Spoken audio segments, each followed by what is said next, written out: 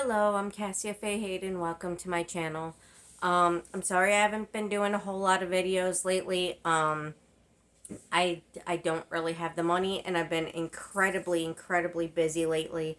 Um, I'm with phone calls and moving and unpacking, and I'm still not done unpacking. I'm still not done moving, and it's been kind of a little bit of a nightmare and really busy. Um, I still can't shower, so my hair is up because my water heater is still not fixed. Because even though the company that I'm requesting to do it, that I've asked to bill me for so I could just get it done and paid for, is run by my family.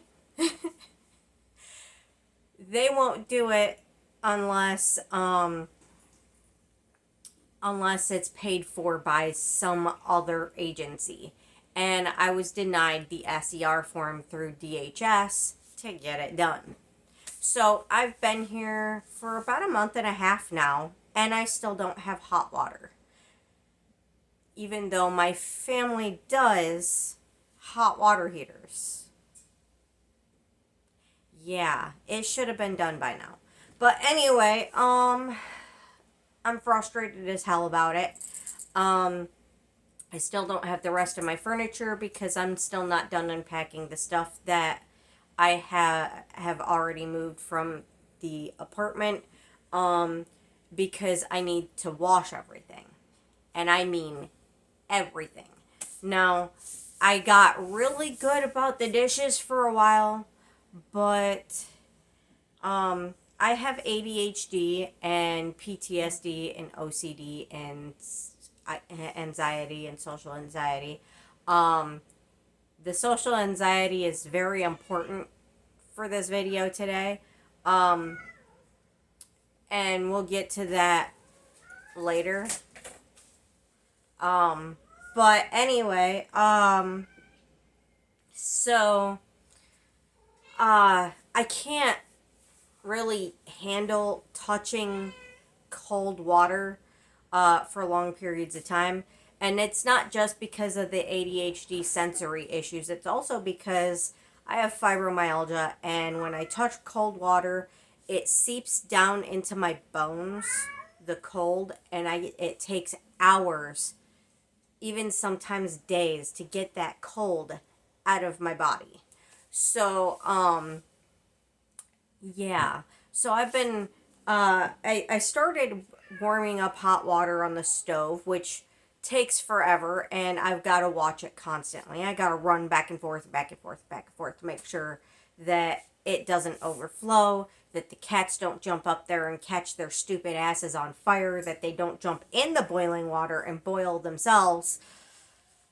It's a process. And then by the time I'm done boiling the water, I'm too tired to do the dishes. So I sit and I rest and I wait for my body to be ready to do it. By the time my body is ready to do it, the water's already cold again. So I've been neglecting getting the dishes done this week, and it's not just the dishes I need done. There's all kinds of other things I need to wash in there that's like not things that you can actually put in the washer, but you can wash in the sink with dishwater.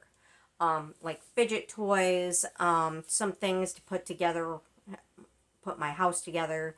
I have this nice little thing that it's made for an office, but I put it on my coffee table and it organizes shit a little bit for me. So that thing needs washed. Everything I own, laundry, dishes, everything I have needs to be washed.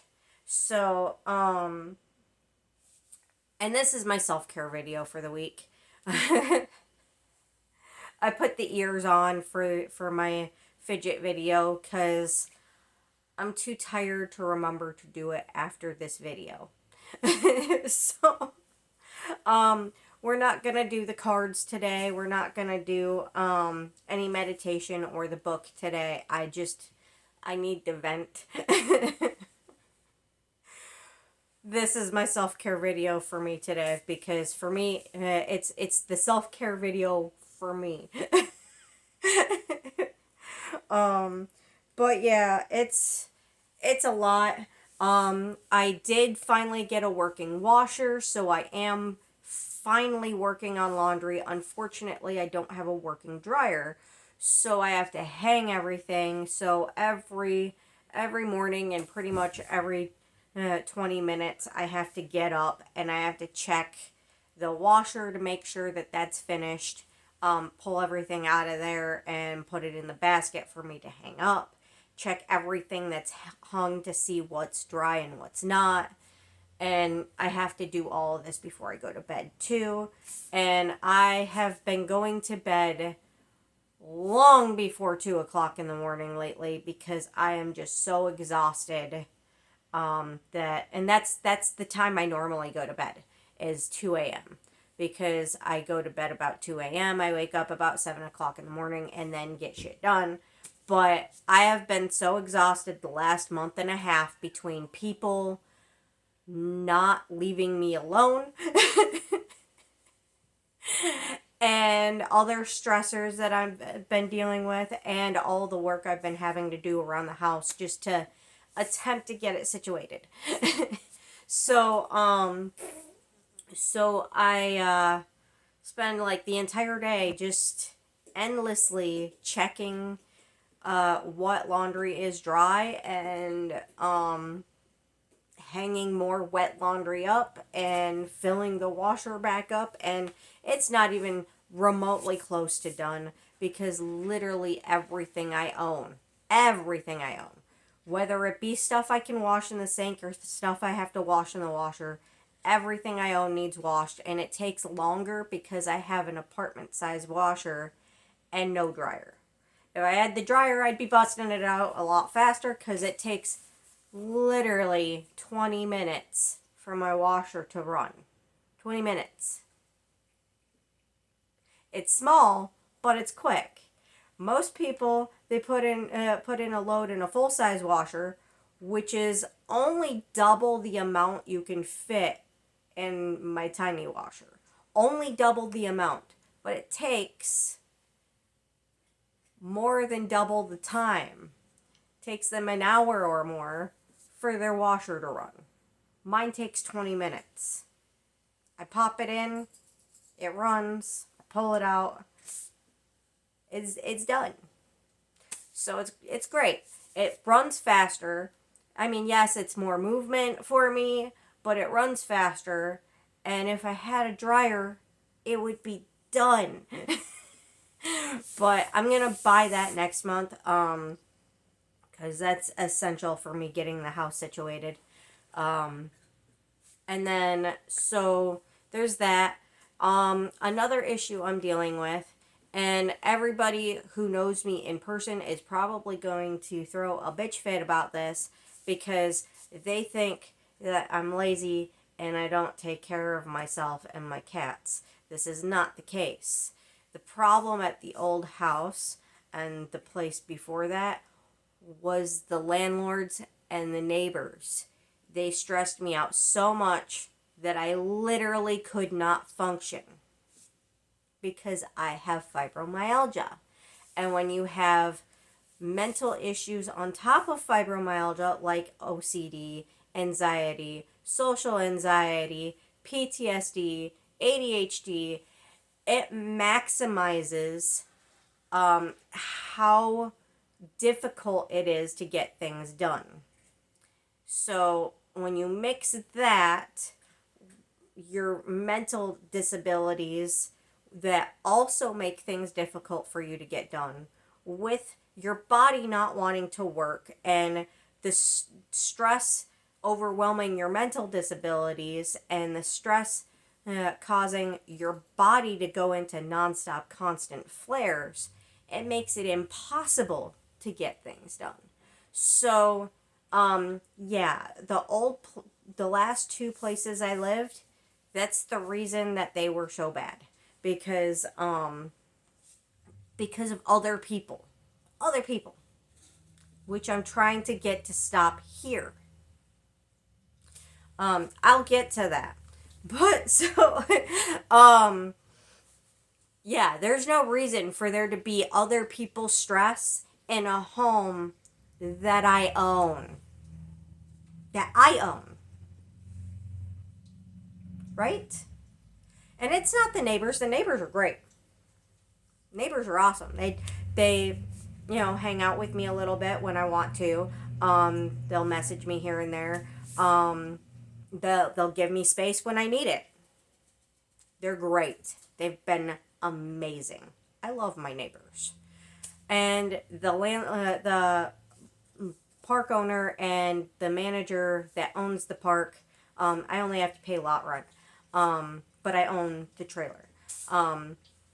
So they've been great also. Amazing. Amazing.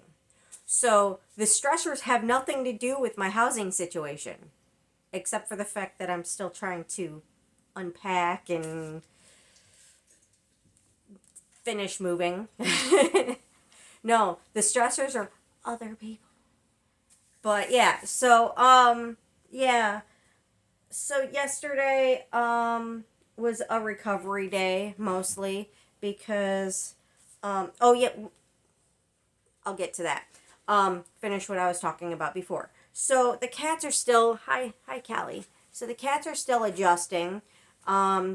Many of them, they don't remember each other because the boys, most of the boys, have been separated from the girls for a year and a half or more, almost nearly an entire 2 years.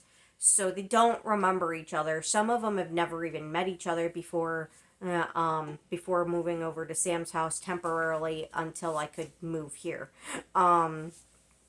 for about a month or so. Because Simba and Drago and their sister Gwen were born at the apartment. So they never met the other boys. They never even met them. They're actually shockingly doing really well with them. It's the other cats that did know them that are struggling. So there's a lot of infighting. For some reason, Albion, who was living with his brother Mordred, they keep fighting with each other. I think they're fighting over me and fighting over dominance.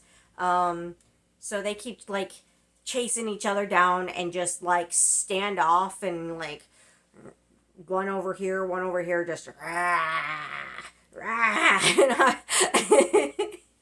So I have to keep walking down the hall and be like, knock it off! Knock it off! You don't want me in the middle of it, I'll kick your ass! And then nudge one with my foot down in one direction and nudge the other one with my foot down in the other direction. Thankfully, they haven't attacked my feet yet. Hopefully they don't. I think they're smart enough to know better. That's a bad plan. But there's that. They're not adjusted at all yet. Between infighting, they're getting better about the infighting, honestly. Biggest problem is they're not adjusted yet with the house itself. So they keep pooping everywhere. And it's not the boxes. I've been keeping the boxes clean. I've been scooping them every day and dumping them every week like I always do. And they have 5 boxes right now. They will have more when I get the rest of my furniture and everything out of storage at Sam's house. Because I do have more over there. And once I have more furniture put in, I'll have more places to put boxes. Because I tend to put them under the furniture. So, not under all of the furniture, but, so that when you're walking around, you're not walking around going, oh, there's boxes everywhere. No. So I have one underneath the futon here. I have 3 in the bathroom underneath the counter, the bathroom counter. It's not one of those counters where you have like, it's just a box and then, a drawer, whatever. It's it's a floating counter. So it's got cupboards on a cupboard on one side and drawers on the other side, and then underneath is just empty. And it's like, it's pretty big. So I have 3 underneath that counter right there. There's no reason for them to be doing this aside from the fact that they're not adjusted yet. So it's a mental thing. It's not that they want to poop everywhere. It's not that the boxes aren't clean. And here's cinnamon roll. Cinnamon roll. It's, they're just not adjusted yet. It's going to take them time. And yes, it's a lot more work for me because I have to keep picking it up after them. I have to keep scrubbing the floor. Thankfully, I'm going to tear all of the carpet out. All of it. It's all going. Every bit of carpet is going from the house. All of it. So, thankfully, I'm going to do that. But in the meantime, I still got to do my best to keep it as clean as possible. You know, it's a lot of work. It's frustrating, and it does slow me down on getting everything else done. But, you know, I can't be mad at them, really, over them having an adjustment period. There's really not a lot I can do about that. I mean, cats need to have their time to adjust. They need to. When they move to a new place, especially when they have Siamese in them, when they move to a new place, they're frustrated, they're confused, they're scared, they're pissed off. They have a lot of conflicting emotions going on in them that they don't understand and they don't know how to deal with. They're like children. So they act up because they don't know what else to do. So the only thing that I can do is just be here for them and just keep cleaning it. And do my best to keep putting them in the litter box and yelling at them for it and spanking them for it and just enforcing the litter box. It's all you can do. And unfortunately, now there's another issue with the poop that people don't seem to understand. And this isn't just the fact that the cats have a lot of Siamese in them and have a sensitive stomach. So I'll explain that too. So Siamese cats have very, very sensitive stomachs. And almost all of my cats have Siamese in them. So none of them have solid poop. None of them. Frequently they throw up. Frequently they have diarrhea. However, there's another issue that I've been trying to get out of my house for, my headband started to fall off, for quite some time now. And that problem is that my cats have an ongoing diarrhea virus passing around between them. If I didn't have so many, it wouldn't be such a problem because it would just fade out. The problem is, I have 11 cats. So they just keep passing it around. And it just keeps going from one kitty to another kitty to another kitty to another kitty to another kitty. Now, there's a difference between having a sensitive stomach and having the virus. So them having a sensitive stomach, they still have diarrhea, but they can make it to the litter box. Now, when they have the virus, they have no control over their bowels. So they could be walking and have the walking shits. They could be laying down and all of a sudden it just comes out. They have no control over it. So you see the little wet spot behind me there? I just cleaned up poop. Because Simba has the virus.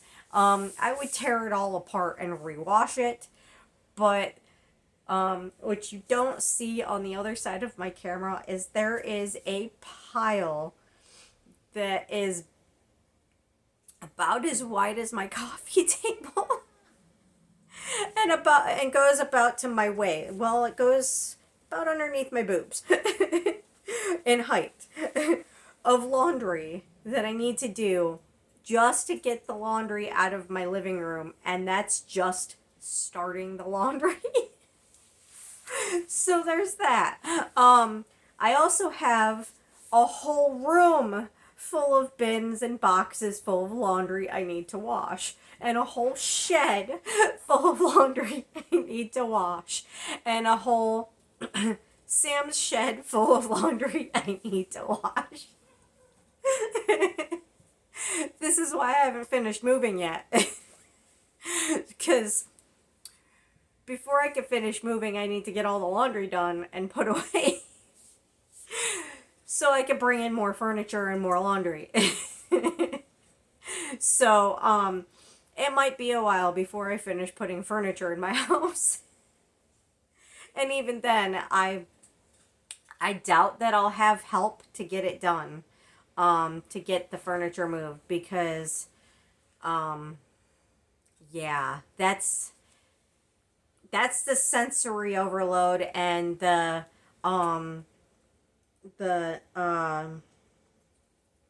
social anxiety overload that I've been having the last month and a half. So also I'm running out of food, and I just bought food with what little food stamps I have. And I've been too busy lately to get around to calling the pantries that I can schedule to get food from the pantries. So, first off, the first issue that I dealt with when I first moved in here is there was this guy that was supposed to be helping me that one of my friends, had introduced me to and flat out told me I was safe with. That this was a safe person, a good person, and I had nothing to worry about. Because I got a vibe, and they flat out told me that this was a good, safe person for me to be around. Flat out lied to me about it. Yeah. So, this person was supposed to be helping me move. I even paid him for it. I paid multiple people to help me move. Multiple people. So, and it took an entire month just to get the stuff out of the apartment. And a lot of it, most of it, Sam moved for free. And a lot of it I moved via the grocery cart on foot, which was a fucking nightmare. Yeah. So this guy was supposed to help me move. He was paid for it.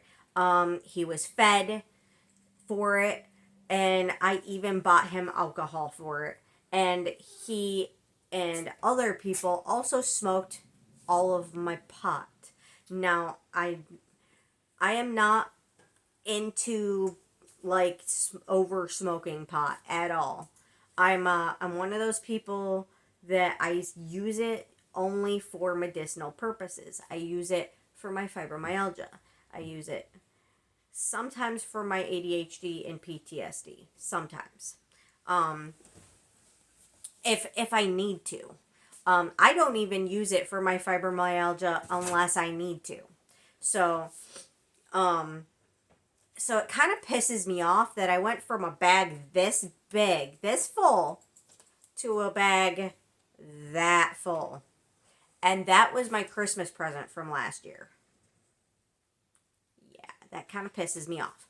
So, and it wasn't just the one person who was smoking it all. Even though everybody likes to blame each other instead of taking account for what they did.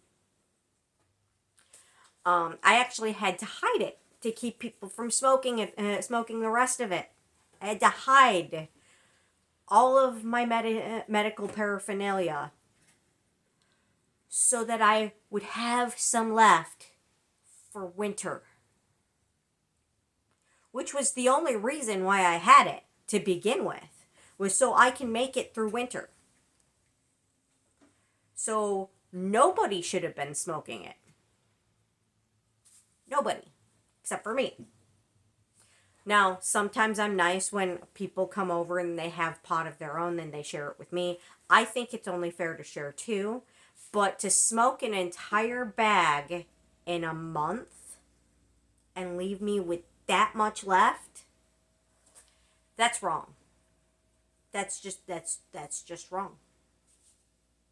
It's not okay. It's unacceptable. Pot is expensive, and I live off of disability, and I use it only for medical reasons. Only when I'm so desperate to get rid of the pain that I have to have it. That is the only time I smoke. The only time I use pot at all. And now I don't have any because people smoked it all. I have that much left, which will not get me through winter. But anyway, that's not even the only issue. So this guy, upon meeting me, decided that I belonged to him. Upon meeting me. And hardcore tried to break me up with my boyfriend. He sent him messages through my messenger every time I put down my phone, and deleted them so I wouldn't know what he wrote. And he kept stealing my keys. He kept, touching me, kept following me everywhere I go. I mean, this guy monumentally would not leave me alone. He kept telling me that he was going to replace Sam, that he was going to kick Sam's ass, that he was going to steal me away from him, that he'd better watch out because he was going to take me away from him. I'm like, in order for you to steal me away from Sam, I'd have to be interested in being taken away. Dude, no. For one thing, this guy was covered, and I mean covered with tattoos. I have nothing against tattoos, but there's a limit. When your whole body is tattoos, it's a turnoff for me. Some women like that. I'm not one of them. I am a very conservative, old-fashioned type of woman. I'm not conservative like snooty conservative. No. Thank God. Thank God, because I can't handle snooty either. But I'm conservative in the way of I am fucking old-fashioned. Really old-fashioned. So I don't like massive amounts of tattoos, like maybe one or two here and there. A few. I mean, it's art when you have it limited. When you have it limited, it's art. When you have it all over your body, you're letting people know that you are not a good person. That you are not someone that can be trusted. When your whole body is covered with tattoos, you're not someone that can be trusted. It's a statement. It's like saying, hey, don't trust me at all. Every inch of me's covered in tattoos. So, I mean, nothing against people who are genuinely good people who do really love tattoos that much. I have a cousin who is completely covered in tattoos, and she's a good person. I mean, but usually when you have that many tattoos, that's what you're saying. It's a red flag, so to speak. Another thing is his complete and total attitude towards my own personal choices of who I want to be with. That's a huge turnoff for me. If you won't take a hint that I'm taken and that I'm very happily taken and not remotely interested in being taken away from the person I'm taken by, that's a red flag. That's a big leave me alone. I'm taken, don't hit on me. Just don't. It's one thing to flirt with me like in a, in a mentally positive reinforcement type of way, to make me feel good about myself, telling me I'm pretty, I look good today, I'm a beautiful woman, in a friendly type way, as friends would. But when you can't respect my boundaries of I am taken, there becomes a problem. Okay, so, and then that was not the only issue that I had with him, but that was the biggest issue. That the only reason I allowed him to be around so long is because I needed my stuff moved. I needed stuff done, and he was willing to do it for free. And like I said, I still paid him for it. And he ate all. He and the other people who helped me move ate all of my food, and smoked all of my pot, and drank all of my beer that I expected to last a long fucking time. Yeah, I bought a 24 pack of beer. I drink once every 3 months. One drink every 3 months. If that. Sometimes I take longer to have a drink. Honestly, I drink maybe 3, 4, 5 times a year. When I buy a 24 pack of beer, there is no reason for that for me to have like 5, 6 beers left in the fridge after that.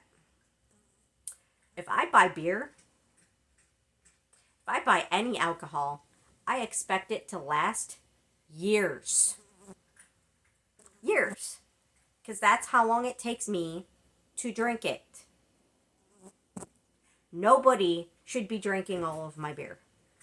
Nobody. Maybe one here and there.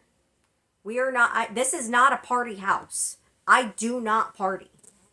So when people come in my house and they drink all of my alcohol and smoke all of my pot and act like this is the party house, it makes me livid. I am not a partier. I do not party. I do not like partying. Partying makes me sick. Physically sick. Not mentally sick. It makes me physically sick. So I cannot party. I cannot be around people who party because it sucks me dry of every bit of money that I put into having things that I expect to last in my home anywhere between 1 year to several years that I should only have to buy once. Yeah. This isn't a party house. Don't come to my house and think you're going to party and drink all of my alcohol and smoke every bit of medication. Yes, it's medication that I have, and go through all of my gummies thinking that I want to party with you. If you share with me, I will share with you, but don't use it all fucking up and leave me with nothing. It's going to piss me off. It's not okay. So there's that. And then on top of it, this guy then, once I did finally start sleeping in my new house, he then went to every single one of my neighbors and told them that this was his house and I was just living with him because he has to take care of me because I'm retarded. Excuse me?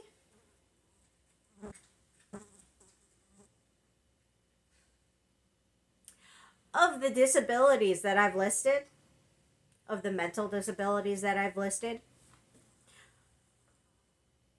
was any of them in any way, shape, or form autism or Asperger's or anything like that?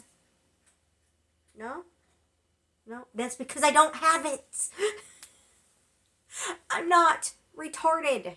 Now, I don't like that term used in regards to other people because it's a respect thing. I respect those disabilities, and I will not call someone who has those disabilities retarded.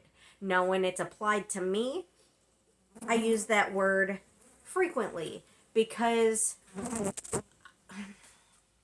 I don't know all of the diagnoses, and if I know someone's diagnosis, I will use that term and be as respectful as I can about it because I respect them.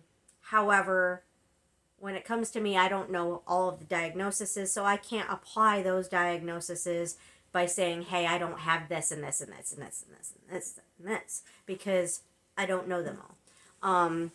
However, I can list what I do have and say that I'm not retarded. Now, don't ever use that word around me or to me regarding somebody else with such mental disabilities. Do not. I will go off on your ass. It's disrespectful. Ask them what their disability is and use the term of what their disability is. Treat them with respect. They can't help that they have a disability. I can't help that I have disabilities. Nobody can help what their disabilities are, whether they be physical disabilities, emotional impairment disabilities, mental disabilities, whatever your disabilities are, you can't help what they are. You can't help them. All you can do is do your best to work around them.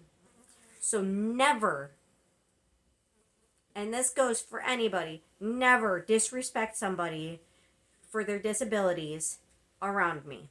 I will go off.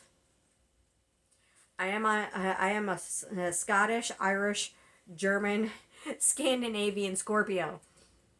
Now, I may be very, very, very kind and polite and patient with everybody all of the time. All of the time. Because to me, that's the best way to deal with shit, because I'm 4'10" and I can't handle confrontation because I lose my shit. I cannot do confrontation. However, that doesn't mean I don't have a temper when I'm pushed too far. Someone fucks with one of my friends who's disabled, and they're not gonna like the kind of person I become. Nope. Someone disrespects my fidget toys, and I go off. Because fidget toys are not for children. They're not. They're not for children. I mean, you can use them for children because children have ADHD and autism and other such disabilities. Also, they are for, that is what they're for. They're not for children. They're not child toys. They are for disabilities. That's what they're for. So slime and fidget toys that I show on my channel frequently, they are for disabilities. They are not child toys. So if your child has disabilities, if you have disabilities, whether they be physical disabilities, because yes, stress balls are really great for physical disabilities. I use them for my physical stuff as much as my mental stuff. I use them for my ADHD. I use them for my social anxiety, my PTSD. I use them a lot, and I also use them for my physical disabilities. I have exercises I'm supposed to do with my knees, where I'm supposed to put a ball between my knees, and I'm supposed to squeeze it and hold it, and then let it go, and squeeze it and hold it and let it go. I have a few different other kinds of fidget toys that I use for that also, because I think it's entertaining. I have some ball, a ball somewhere in storage. I don't know where it's at. That has like this shocked face on it, like it's not happy. Foam ball that I use for that, because I think it's hilarious. I use blow bubble pets for that also, because when you squeeze it between your knees, the bubble blows up and it's entertaining. Those little fidget toys where it's like kind of like Pup in a Cup, but like different variations. I have one that's like a pumpkin that has a ghost in it, and then one that has like a skull, but it has a bat in it. I use those for that also. So those are for my knee exercises.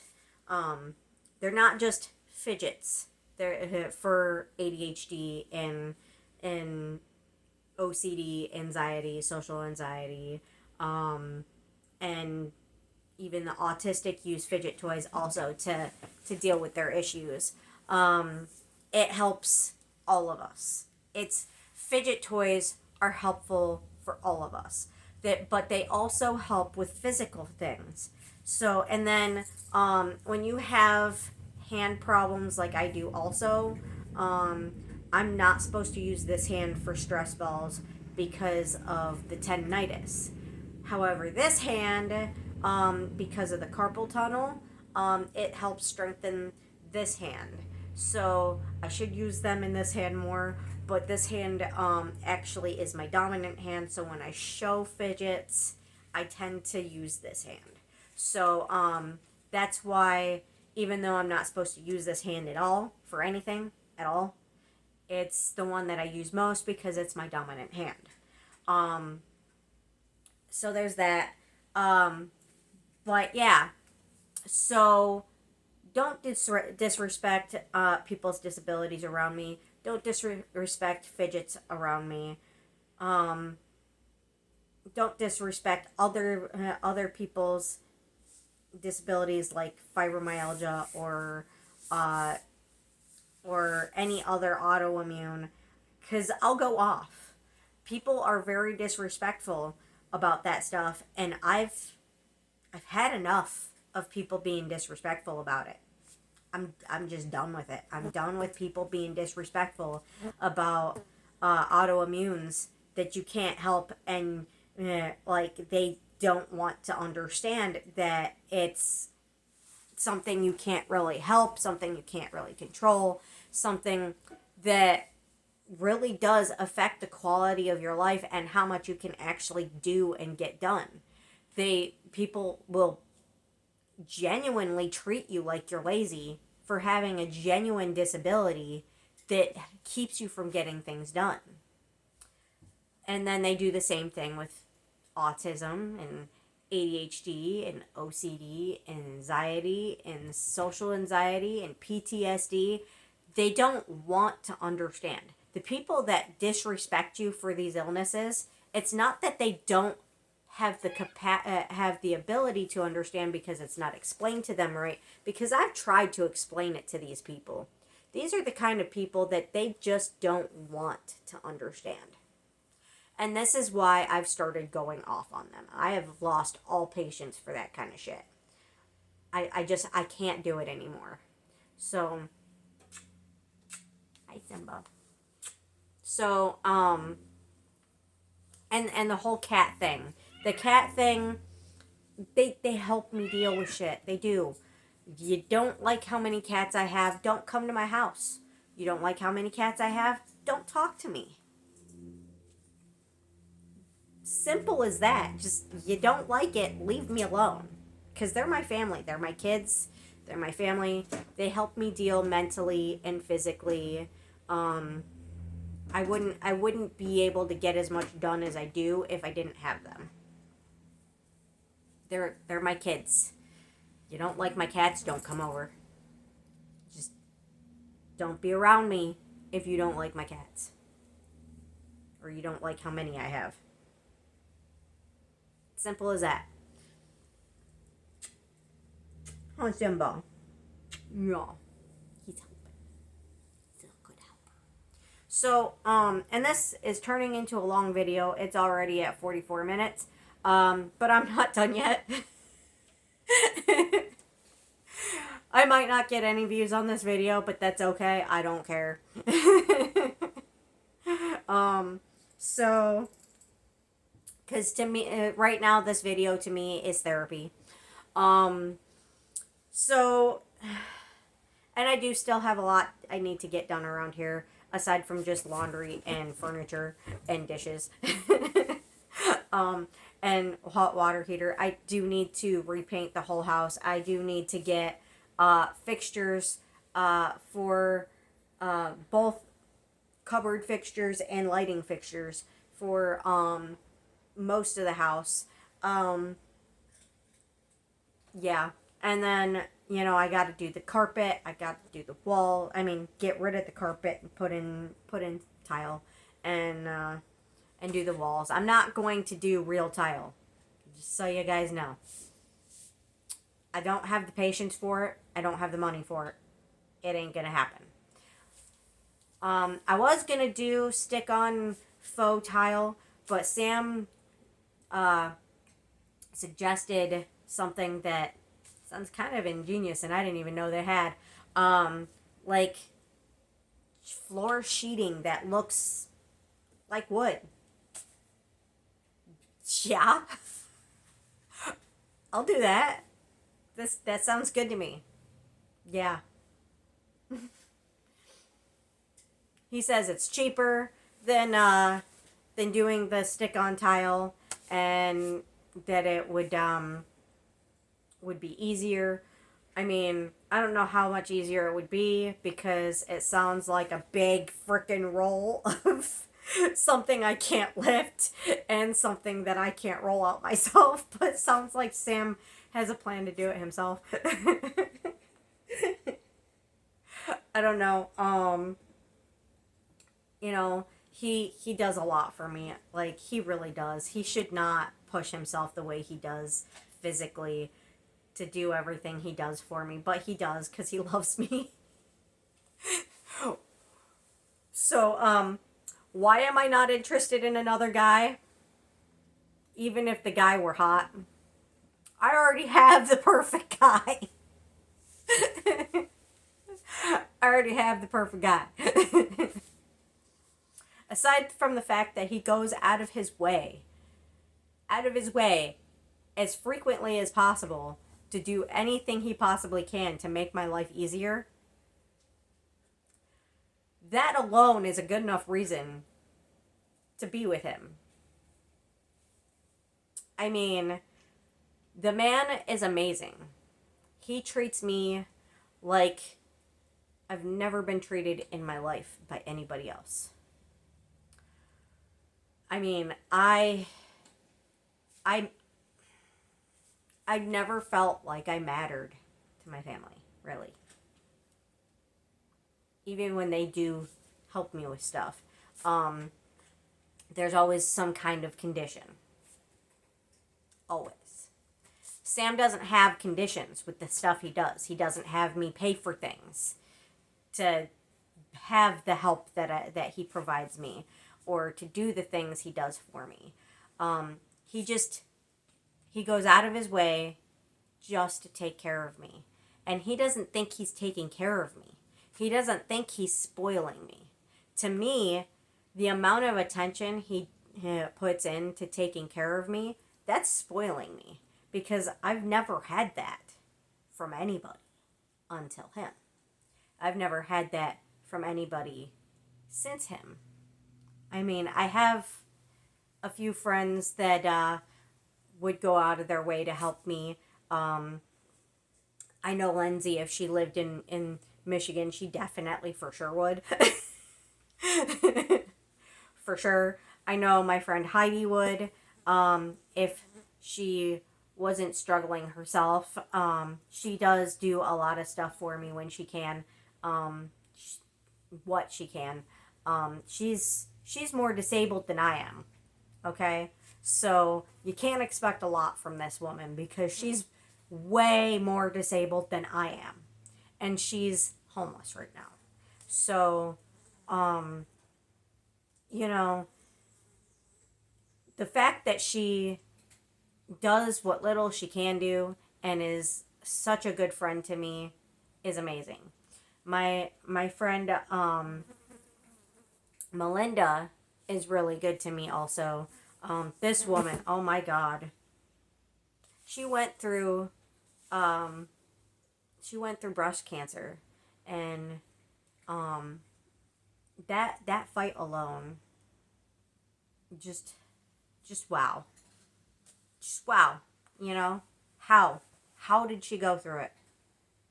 And then on top of it, you know, she lost a part of herself in order to get rid of the breast cancer. Um, and for me, I don't know how I could deal with that. I know how Sam would deal with that. Sam wouldn't care. It wouldn't mentally affect him. It wouldn't affect our sex life on his part at all. I mean, to him, the only thing that would matter is that I'm healthy and that I'm okay. And, you know, he wouldn't, yeah, he likes my boobs. What guy doesn't like boobs? But, um, it wouldn't bother him. He doesn't care what I wear. He doesn't care if I put on makeup. He doesn't care how my hair looks. He doesn't care about any of that stuff. Um, to him, the only thing that matters is that I'm healthy and that I'm a good person and that I treat him right. You know, that's all that really matters to him, is that, you know, I'm me and that I'm healthy. So to him, it would be a good sacrifice if I were to have breast cancer and I were to give up one of my breasts to be healthy. To him, it would be nothing. It would be the sacrifice it would take to make me better. To me, I have a lot of insecure issues, and my boobs, for a very long time, for many years, was one of them.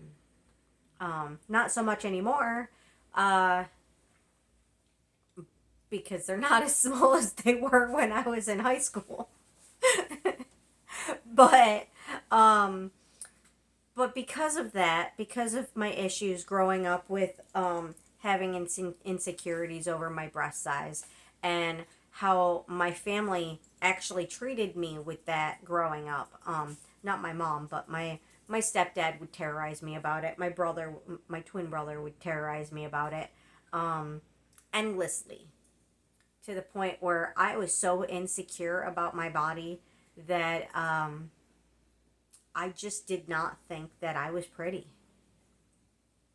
I thought that there was just so much wrong with me, physically, mentally, and, you know, it was an issue. It took years for me to get over um my my body issues, my body image issues. And I still have body image issues even today. I mean, yeah, my boobs are great now. I love my boobs. And I know I have a nice butt. And, you know I'm like remotely decent looking, but I do not think that I am as pretty as Sam thinks I am. I really don't. Um, and I really don't think I'm as thin as he thinks I am. I know I've lost a lot of weight over the last couple of years, and I'm very, very proud of myself. So proud of myself for how much weight I've lost. But I do not think I'm as pretty and as thin as he thinks I am. But, doesn't matter, because he makes me feel pretty and he thinks I'm pretty. And, you know, my insecurities, they are what they are. And I'm getting better about it. I'm getting better. Every time I lose weight, I'm like very proud of myself. Um very, very proud of myself. And it helps when I get on the scale, and it turns out that I have lost weight since the last time. And I avoid the scale like the plague, because I'm afraid of it. I'm afraid that if I go on it too much, I'm not going to like what it says. Because if you go on it a lot, you're going to start obsessing over it. So, I used it last month when I was moving, because someone just kind of pushed me into it. Um, so I did. And I was very glad to see how much weight I had lost since the last time I weighed. But um, if I do it every day, I'm not going to like what I see. If I do it every week, I'm not going to like what I see. Maybe I should start doing it once a month. I don't know. But then maybe in the winter time, I can guarantee I'm going to gain more weight because I'm not going to be walking as much. And I'm going to be inside more. So maybe I shouldn't weigh myself in the winter. Maybe I shouldn't. but but yeah, so I know I'm off topic a lot about everything. I go from one topic to another topic to another topic to another topic and then try to find my way back to the previous topic. ADHD at your finest. Right here.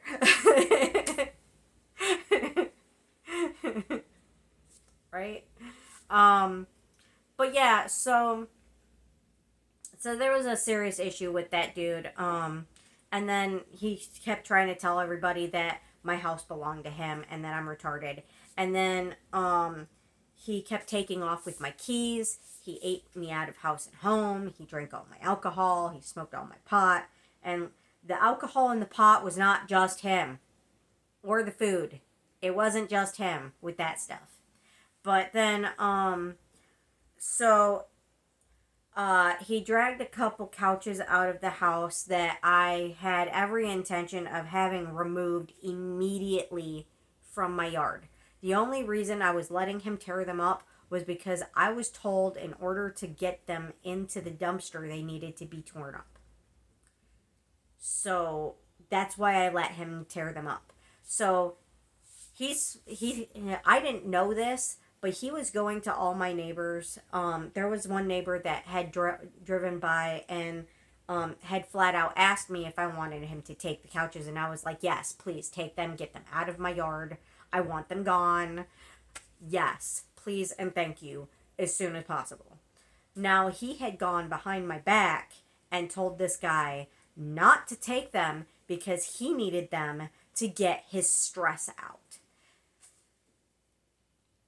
This is my yard, couches from my house that I told them to take, and they didn't listen because he told everybody that this is his house. And then when I wanted him done after that and asked him to do the job he offered to do, the guy that offered to do it, he's like, I never said I was going to do that. I just wanted the scrap. And I'm like, no, you asked if I wanted the couches out of the yard. And now you're not going to do it. So you offered to do a job for me, got what you wanted out of it, and then screwed me on it. That doesn't sit well with me. And then go behind my back and tell people that I think it's your job to clean up my yard. I was very upset about that. I thought that was very disrespectful. Here I'm trying to make a friend who offered to do a job for me and then bailed on me, didn't tell me he was going to bail on me, bailed on me, told everybody else behind my back he was bailing on me, and tried to make me look bad by talking shit about me. When all I asked was for him to finish the job that he offered to do. That somebody else, who had no right to say shit about it, who wasn't even supposed to be here, told him not to do. So there was that issue. Eventually they did get removed from my yard, not by him. I did talk to him about him talking about this shit behind my back instead of talking to me about it. And, tell me you don't want to do the couches. Tell me. Don't go behind my back and tell somebody else and make me look bad. You talk to me about it and we can discuss it like adults together. Like adults do. I may look like a child because I'm 4'10", but I'm not a child. Okay? I'm not a child. Talk to me. I can't fix shit if people go behind my back and talk shit instead of talking to me. So, but I do have a problem with confrontation, so I do that. I vent to other people and then try to figure out how to deal with it with the person I'm dealing with in as calm a manner as I possibly can. not trying to talk shit about them, but trying to just mentally process it and then figure out how I can move forward with dealing with them with it. But anyway, so I did end up having to get this guy removed from my home, from my yard, by calling the cops on him, because it got to a point where not only would he not stop touching me and would not take a hint I wasn't interested, and would not leave and would not leave me the fuck alone, but he started hitting me. He actually hit me. I got high off my ass to the point where I couldn't function because I was so stressed because of him. So I had to get high to deal with my emotions over him. So, which was a bad choice on my part, and I knew this, but I couldn't take it anymore. I needed him gone, and he wouldn't leave. So, he's sitting there on my mattresses next to me, slapping me.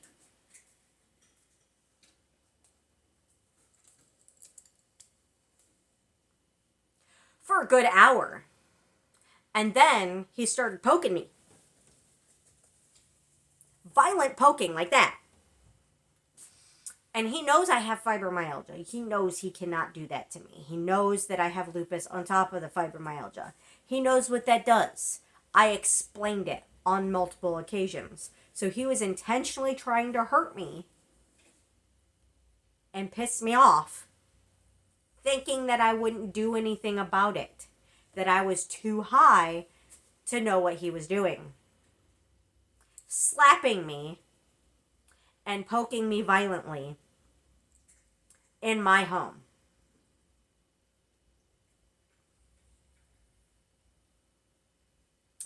So when I finally managed to come down,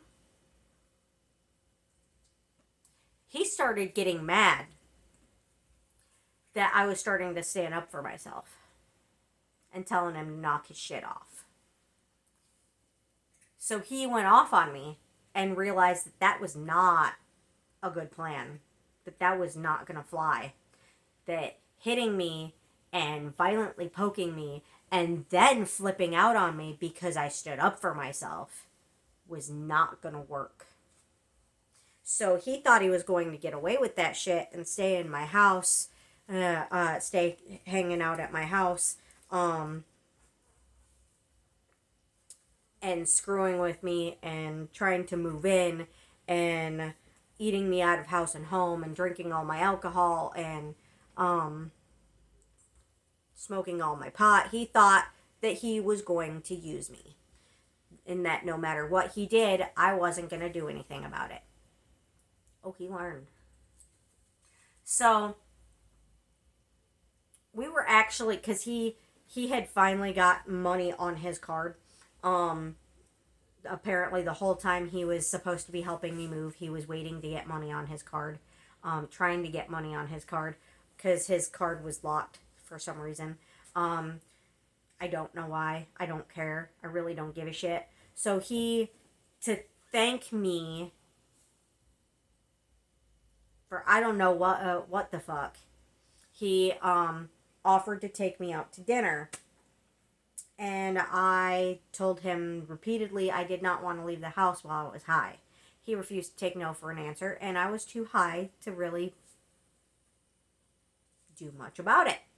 So he dragged me out of the house while high, and then halfway to the restaurant, we were almost there.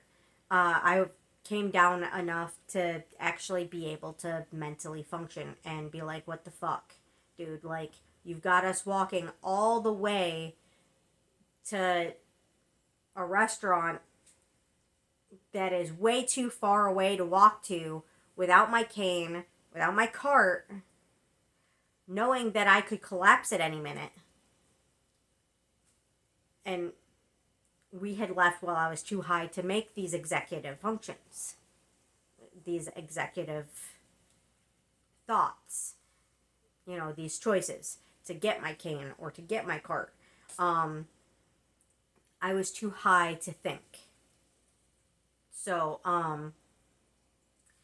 he dragged me out of the house without my cane, without my cart, which my cart is not there to hold my stuff. My cart is there because I need a walker, and my walker is in storage. So that's the whole reason for the cart, is that my walker's in storage, and I need a walker. In order to travel as far as I do in a day when I leave the house, to go to the places that I need to go to on foot, I need a walker. So the cart doesn't just act to hold my things, it's my walker. Because my knee is disintegrating. The cartilage in my knee is disintegrating. It gives out multiple times a day. Multiple times a day. So if I'm walking without my cane and without my walker, essentially my walker, all the way to the other side of fucking town, that's not going to be good for me. I'm going to collapse at some point. So I went off on him about it. I'm like, why are we out here this far from the house without my walker, without my cart, without my cane, knowing that my knee is going to give out, that my hips are going to give out? Because my hips are starting to disintegrate now too. So he started flipping out on me, screaming at me in the middle of the road, in the middle of the sidewalk, screaming at me. And then he started following me, screaming at me. I turn around and I'm like, you need to leave me the fuck alone. I'm done. You've been using me for over a month now. You've been eating all of my food, smoking all of my pot, drinking all of my beer, and you won't stop fucking touching me. I have told you countless times, I am not interested in you. You are incredibly unattractive to me in every way, shape, or form, and your attitude is part of the reason you're unattractive to me. I do not do violent. I do not do possessive. I do not do covered in tattoos and and I am fucking taken. I have told you repetitively, I am taken. I am not leaving Sam. I am not interested in leaving Sam. Even if you were the hottest guy on the planet, I would never leave Sam. I love him. He is good to me. He's the hottest thing I've ever seen. I lucked out good finding him. There's nothing in this world that would make me interested in you. Stop touching me. Stop telling me and everybody else on the planet that I am into you and that you're going to take me away from Sam. It's not going to happen. Leave me alone. Do not follow me. Do not come back to my house. Stay away from me. We are done. Yeah. I was clear. I was very clear. Don't follow me home. Right? Very, very clear. Want nothing to do with you. I'm done. You hit me. You won't stop touching me. You're verbally attacking me. You're verbally attacking my boyfriend. You're doing all this shit that's very violating to me and my home. I don't want you around. Don't come back. Right? I was very clear. He followed me home. Get out of shit! So he followed me home. So I'm in the house. I can hear him screaming outside. It's the middle of the night. It's dark outside. And he's screaming outside in my backyard. Screaming. And he's going to my windows, trying to figure out how to get in. Trying to shake on the door handles, trying to get in. Both doors, all my windows, and screaming outside. what else was I going to do? It was either I go outside with my gun and be like, get the fuck out of my yard, or I'll shoot you, which puts me in danger because he could attack me. And still, if I shoot him, I can go to jail. Even though it's self-defense, even though I'm defending myself, the cops don't really care. They don't care. They make up their own laws in Michigan. They make up laws that aren't real laws just to fuck with the victim. It's bullshit. It's wrong. It's bullshit. But what can you do? I'd rather call the cops and have them take care of it than deal with an issue where I ended up having to shoot somebody or got in trouble for trying to get someone out of my yard or out of my home with my gun. The only reason I have my gun is to feel safe and know that I'm safe and all that stuff. So, yeah. So if somebody comes in the middle of the night, yes, I will shoot them.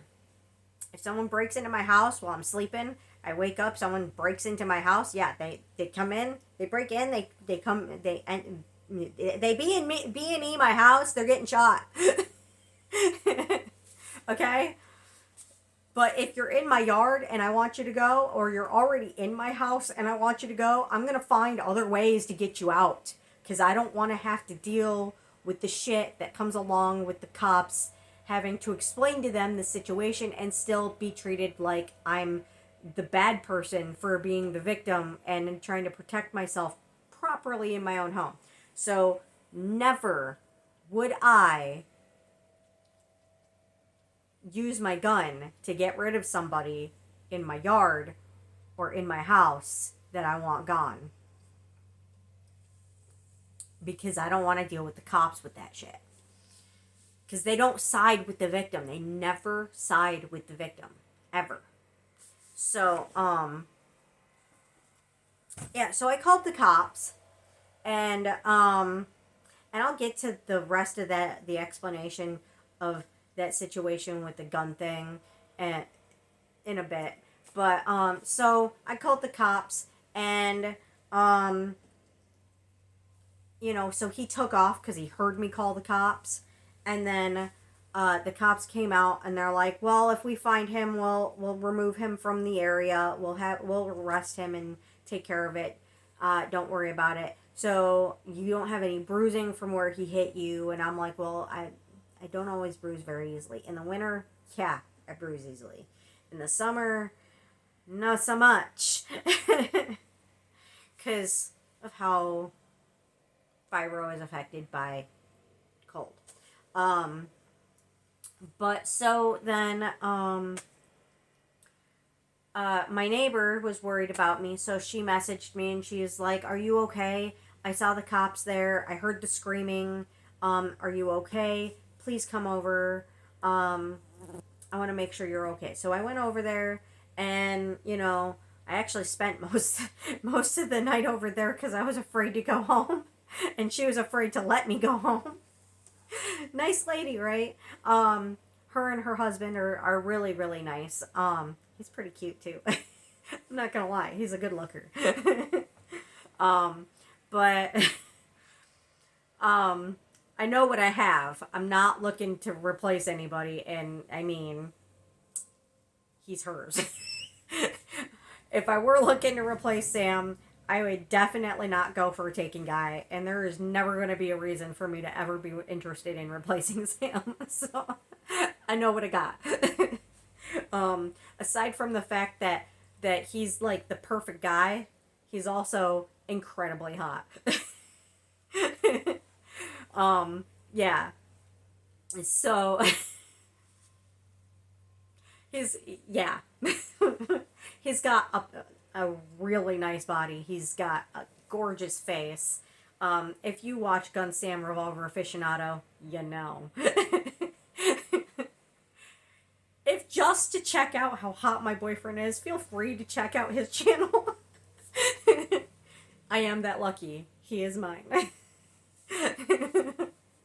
But yeah, that's not the only reason I'm with him. That would not ever be the only reason I'd be with a guy, because um even if somebody's hot as hell, if they don't have the right personality, it's a no-go for me. It's a complete turn off. So I'm with him because of his personality. It's his personality I'm in love with. The fact that he's hot is just a really nice bonus. I know what I've got. I know I'm a lucky girl, and I mean, I don't want to go into detail, but I mean, in the bedroom, like, wow. Wow. I know what I've got. There's not a chance in hell this man will ever be replaced by anybody. He's got a great sense of humor. He knows how to calm me down when I need it. And he goes out of his way to make me happy and take care of my needs. And he is amazing. He is everything I've ever wanted in a man emotionally. Everything. I mean, have a tendency to compare guys to my grandpa because he's the best male role model I've had growing up. I didn't get a whole lot of time with him because he got sick and went into a nursing home when I was little. But what little time I did get with him, I have a tendency to compare guys to my grandpa. So if you don't meet up with the standards of my grandpa, if you, if you're not as good of a guy for me to compare you to my grandpa and say, hey, my grandpa would like you, you don't have a chance in hell of ever being with me. Ever. Or you wouldn't if I was single. Which I'll never be single because I'll always be with Sam. Even if I lose him, even if something happens to him or he decides he don't want me no more, to me, I will always be taken by him. Forever. I will never be single. I will never be available. I will always be his for the rest of my life. Whether he gets sick of me and leaves my ass or or if something happens to him, I am his forever. There ain't no changing that. Nothing in this world can change that. So, no one will ever have a chance with me. Ever. And this is something I try to explain to guys so they can understand, so they can respect me and my boundaries. But they refuse to get it. They refuse to understand this. No matter how many ways I explain it, no matter how many times I explain it, they don't care because the only thing they care about is getting what they want. And what they want is to get in my pants. And it's not going to happen. But, so, anyway, I then had help from this 20-something Asian kid. And the fact that his age is closer to my daughter's age than it is to mine is clear enough that I would in no way be interested. But he hit on me too, and he had a problem with understanding the concept of I'm not interested. But he helped a little bit with me moving my stuff, and then he tried to move in with me too, and stole a bunch of shit out of my house. So there's that issue. He stole a bunch of my gummies. One of my friends ate almost all of my gummies. The ones that I made that I spent 3 months making. Yeah.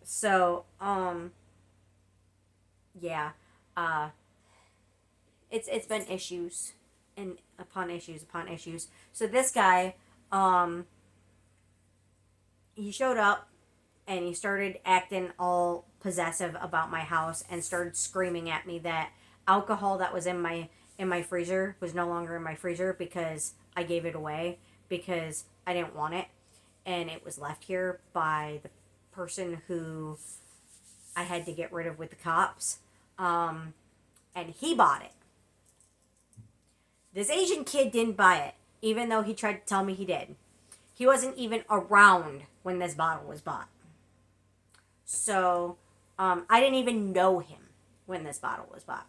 So, it being left in my home by somebody who's never coming back, that makes it mine. So I can give it to whoever the fuck I want to. So this little fucker has the nerve to come in my house and throw a bitch fit that bottle of alcohol is no longer there. And then was caught stealing from me. And then was told to leave. And then wouldn't leave. I spent 4 hours trying to get him out of my house. Screaming at the top of my lungs. Get the fuck out of my house. I was very tempted to go to the other side of the house and grab my gun and get him the fuck out of my house with my gun. But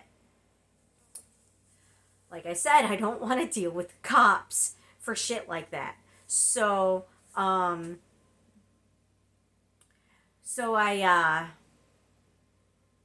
tried to deal with it in a more calm way. Granted, I was screaming at the guy to get him out of my house, but I was trying to get him out without using my gun, so I wouldn't have to deal with the cops with that shit. It took me 4 hours and me leaving to get him out of my house. So, I didn't use my gun. I didn't even brandish it. It was under my pillow on the other side of the house.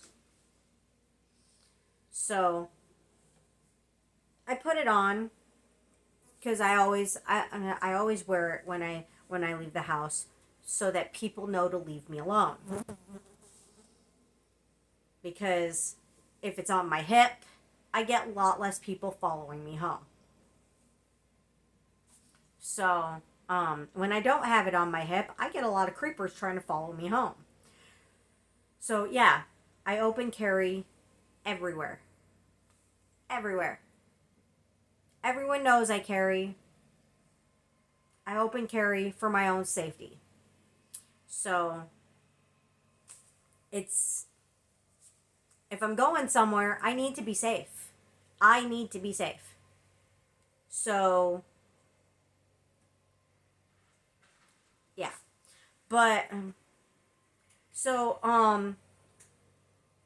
I left the house to go to the soup kitchen because I was almost out of food because of the first guy eating all my food, the second guy, the little Asian kid, eating all my food, and then other people that I'll get to eating all my food.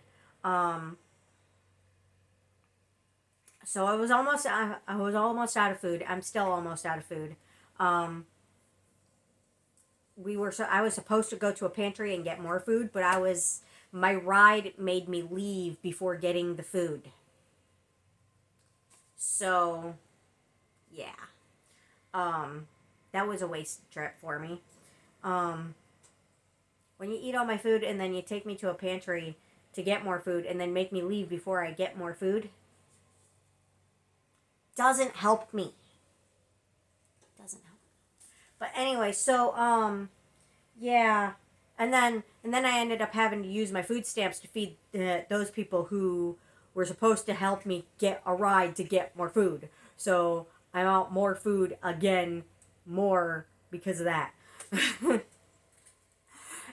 But anyway, so I went to the soup kitchen because that's how I afford food.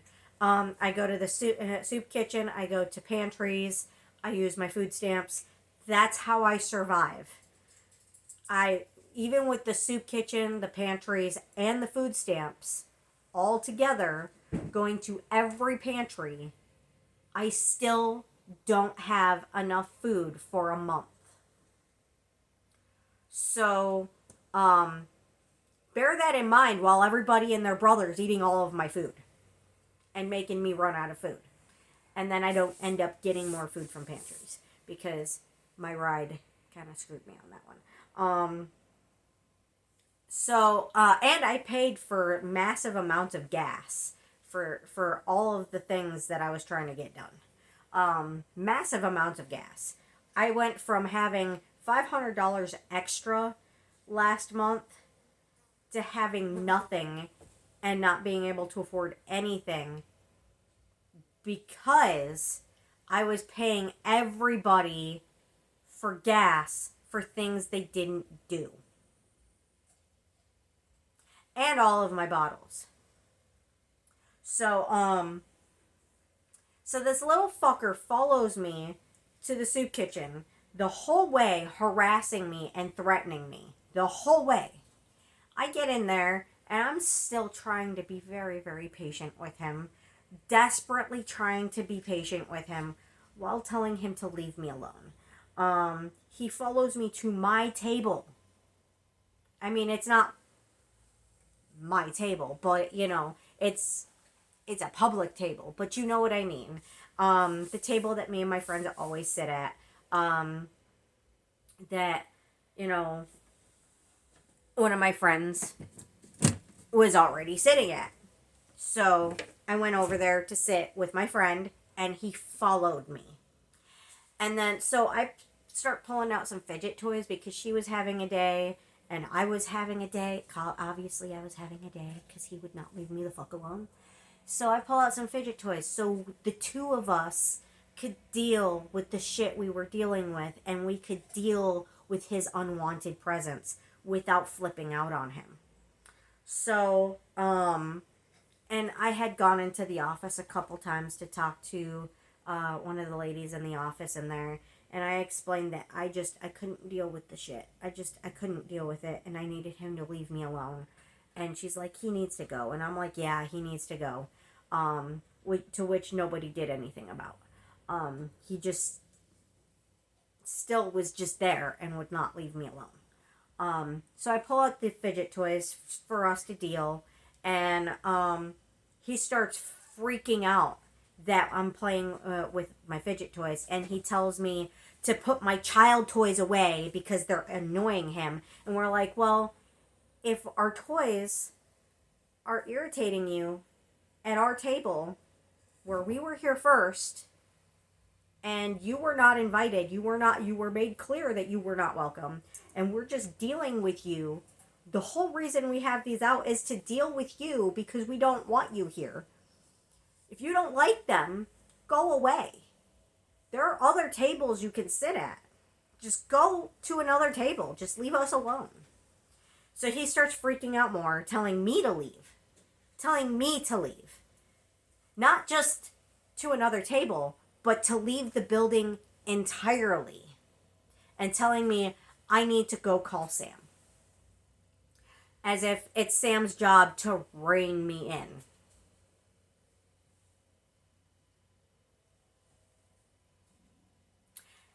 This guy's really, really, really lucky that I deal with the cops before I deal with a gun. That I deal with my patients more than before I deal with a gun. Because, oh my God, the level of anxiety that he created, that just before he even pulled the shit, that was beyond fucking sketchy. That I'm still mentally trying to deal with.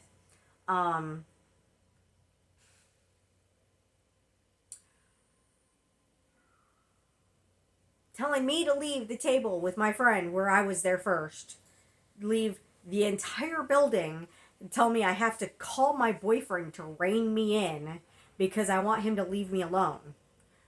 Politely asking him to leave me alone for hours, screaming at him to get out of my house. So I again went into the office to ask them to have him removed. They're like, oh, send him in and we'll talk to him. So I come out, I ask him to please go in the office and talk to them. And he leaves. Next thing I know, the cops are there.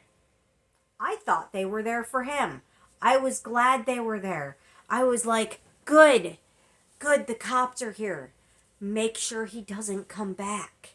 Because I was the one dealing with shit. I was the one unsafe. So, my sweet Gally, she can tell I'm stressed and she's trying to make me feel better. Because talking about this shit, while it is therapy and it does get it out, it is stressful for me. So, so the cops show up. They ask me to come outside. They pat me down. They take my gun and they threaten to arrest me. Arrest me. Because apparently he called the cops on me and told them that I had brandished it in his face, woke him up with a gun in his face. One, he didn't sleep here. He didn't sleep here. He's not welcome to sleep here. No one's welcome to sleep here. Because it's my house.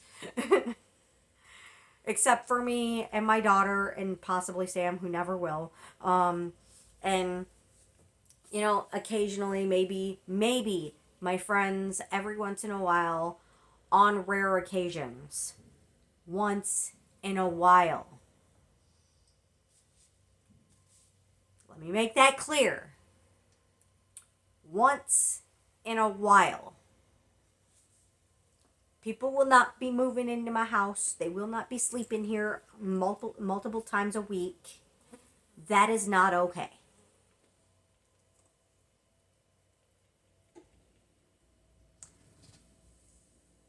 Anyway, so this kid claims that I woke him up with a gun in his face, even though he had just shown up that morning. I let him in. He started freaking out on my ass. I told him to leave. I caught him stealing from me, told him to leave, screamed at him to leave, spent 4 hours trying to get him to leave, and then followed me to the soup kitchen. The whole reason for him to be there was to walk me to my apartment and help me get more loads from my apartment to my house. That was the only reason he was there. The only reason. And it started out with him screaming at me and stealing from me. So I walk into my bathroom and I find that shit plugged into the wall is all unplugged out of the wall and missing. So I come out and I flip out on him for it. So he was told to leave and politely, and then he was screamed at to leave, and then he followed me to the soup kitchen, and then he has the nerve to call the cops on me and blame me of something I didn't do that is 100% legal to do in my own home because I was being threatened by someone who is male and bigger than me in my own home. I have every legal right to brandish in my own home, telling someone to leave to protect myself. That is self-defense. Legally, I would have had every right to do that. And I still, because I didn't want to deal with the cops making up their own laws, I still did not do that. I still dealt with it as in the most calm manner I possibly could. I could have brandished. Legally, I could have. It would have been self-defense, and I still did not do that. Because I didn't want to deal with the shit that comes along with brandishing with somebody that you allowed into your home. Because I allowed him into my home versus him breaking in. To me, that is a whole different issue. Yeah, it's still self-defense. Legally, it's still self-defense. But because I let him into my home, the cops try to find ways around the whole self-defense thing. and try to blame the victim. I know this. I've been there enough times without a weapon, being accused of trying to get people out of my house, being accused of not being the victim. So many times, people broke into my house and raped me, and I was accused of not being the victim. So, not this house, like different house, different county. But I know how it works. So I know better. I know better to always, if I let somebody in my home or if somebody's in my yard, I know better to either deal with it calmly or call the cops. I know better. That is my first instinct, to deal with it calmly or call the cops. So that's my method. If someone breaks in, they get shot. But if I let somebody in or if somebody's in the yard, I either deal with it calmly or call the cops. So, and because even though it's privately owned, so legally, being told by the office manager, of the soup kitchen that I could carry there. And she did, in fact, say this: I have an eidetic memory. I even remember what she was wearing. I remember the smell in the air. I remember the feel of the warmth of the sun on my skin. Every facet of every detail of that conversation, I remember. But she lied to me straight to my face after the fact, and she lied to the cops about telling me that I could carry there. But anyway, so legally, the cops had no right to take my gun away because it's private property. It's privately owned. Yes, there's a sign on the door that says that you can't carry there. But I had consent because of sex offenders from the soup kitchen following me home and trying to rape me on my way home on multiple occasions. So that's why I had permission to carry there, because of sex offenders following me home from the soup kitchen, from their property. So that's why they gave me permission to carry there. But anyway, so the cops took my gun illegally, even though there was no legal reason to take it. I still don't have it back. Still trying to figure out if I can ever get it back, and I don't think that even though they illegally took it, even though they had no legal right to take it, I'm pretty sure that that's a thing where, like, you're never going to get it back. Legally, they're supposed to give it back. But because they make up their own laws, and it's a nice gun. I mean, this is a super rare gun. This was Sam's baby, and he gave it to me. For self-defense. But because they make up their own laws, I'm never going to see it again. I haven't heard a single thing about it, but I'm probably never going to see it again, unfortunately. Which kind of sucks because, again, this was Sam's baby. This was his pride and joy, and he gave it to me for self-defense. He's not worried about it. He's more worried about my safety. The fact that I went through all this shit, and, I was afraid he was going to be upset about it and get mad at me about it, because it really is a very, very rare gun, and he gave it to me for self-defense. But obviously I should never replace him, right? He cares more about my safety than this super rare, super expensive, super nice gun. That was his pride and joy. I mean, why don't I want to replace my boyfriend? Well, maybe because he's the best boyfriend ever. If I were dumb enough to replace him, I don't deserve him, right? Exactly.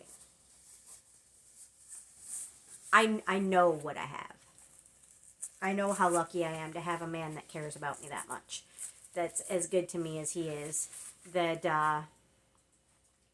loves me as much as I love him. I know how lucky I am. I know. I know what I got.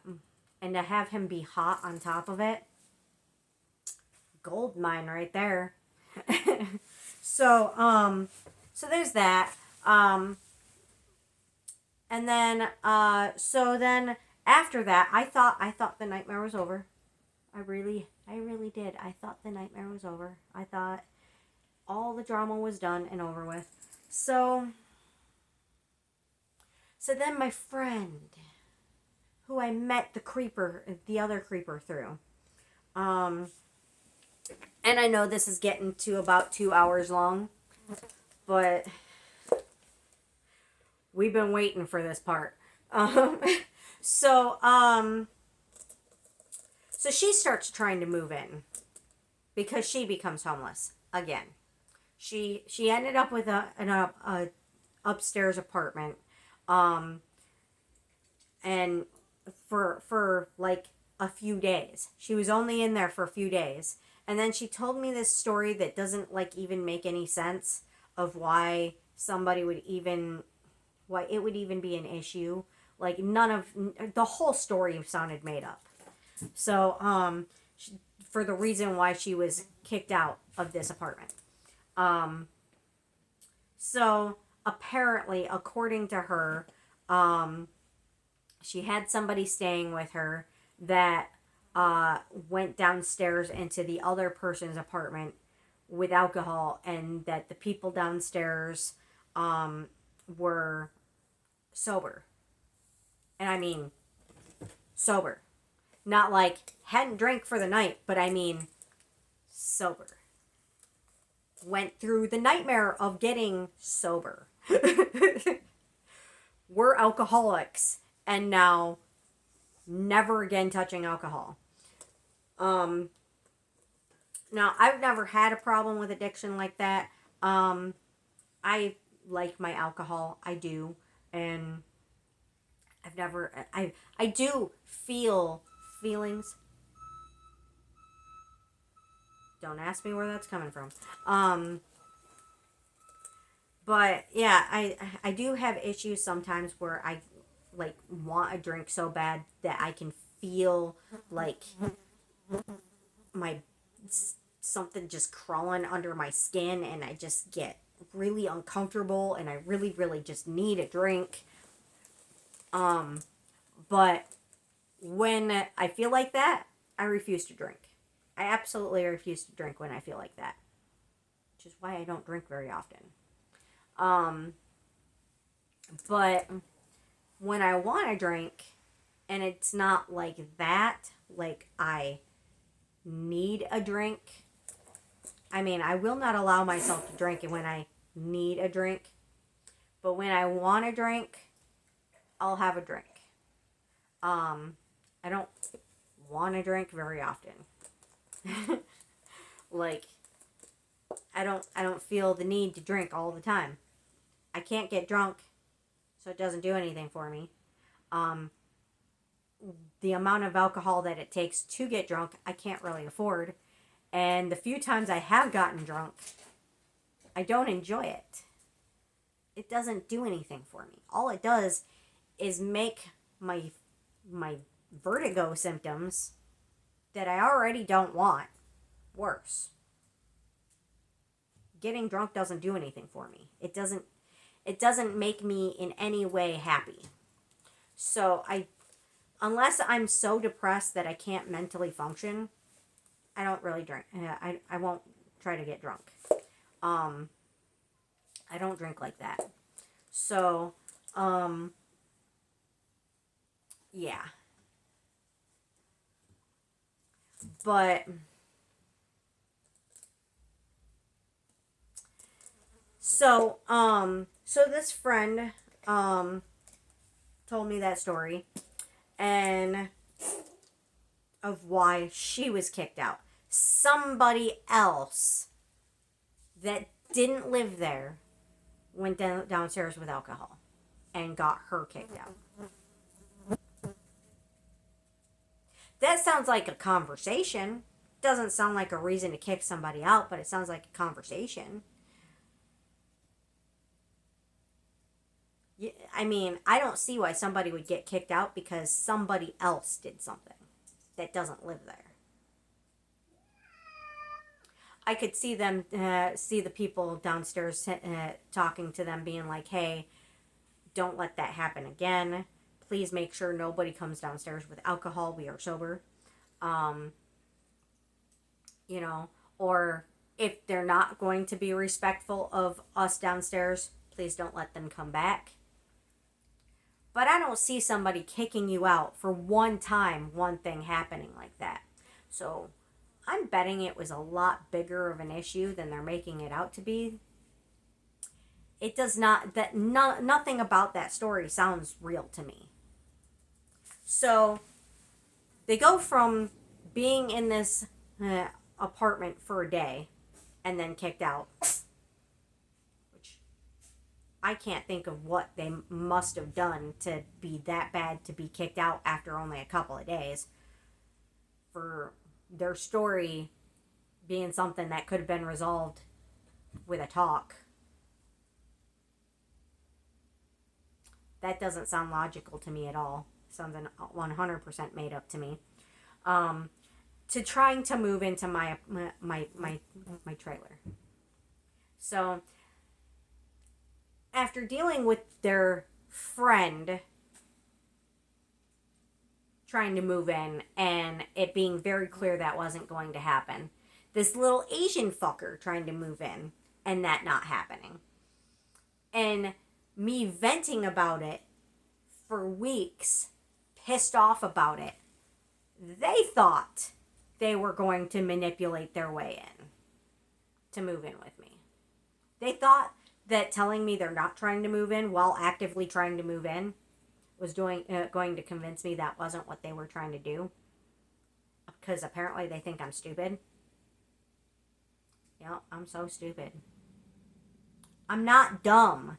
When you're at my house every fucking day and you won't leave, and you wake me up at 2 o'clock in the morning to make sure I open the door for you so you can sleep in my fucking bed, and you're eating me out of house and home, I know what's going on. I know you're trying to fucking move in. But I wanted my shit done. That I paid to get done. So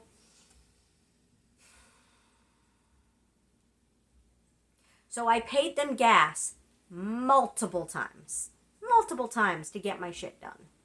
And I still ended up having to have Sam and my own feet get most of it done. And went to a pantry to which they had me leave without the food. And then I had to buy them dinner, to which they took most of my food from, of what I bought, and then were putting shit on the register for me to pay for on top of it that was only for them from my food stamps, when they already ate me out of house and home and then screwed me out of a pantry. I had just gotten my food stamps that day. And then they're telling me what of my food that I paid for is mine and theirs. They took a whole box of chicken that I paid for and ate it. They took it home. They took it in their car and kept it with them, and ate it all, and told me what I was going to keep and what they were going to keep of my food that I paid for.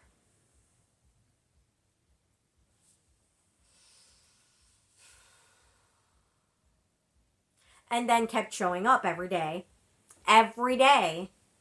trying to sleep in my house, claiming they're not trying to move in with me. And then her boyfriend sneaks out of the room I had them sleeping in, into my bed, clearly fully awake, Because if he wasn't awake, how would he know better to swipe all of my cats off of my bed and pull up the covers to lay down next to me? And then sticks his hand in his pants and starts jacking off in my bed next to me. And then I come in there to wake her up because what the fuck? What the fuck?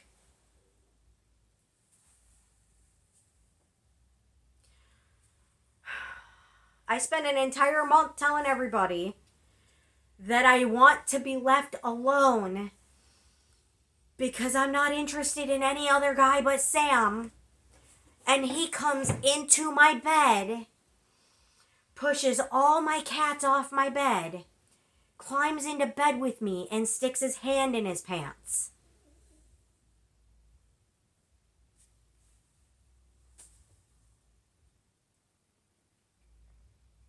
So I go in there, wake her ass up, and tell her what's going on. They have the nerve to actually lie to my face and tell me that he was sleepwalking, which I played along with because I needed my shit done, which still never got done. That I paid to get done.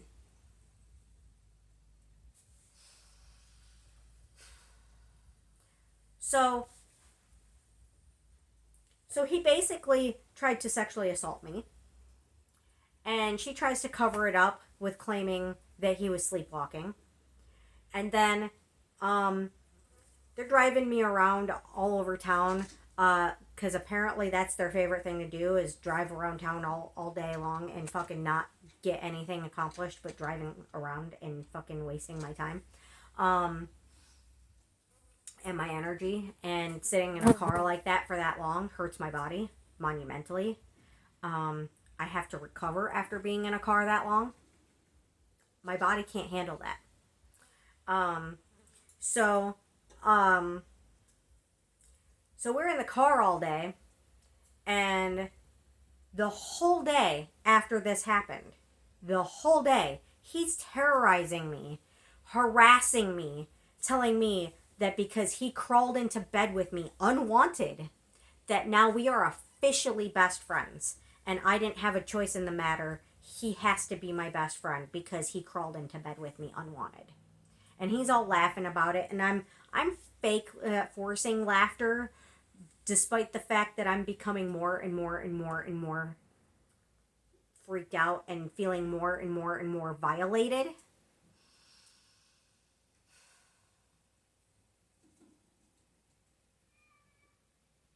Like, he thought that that was 100% okay.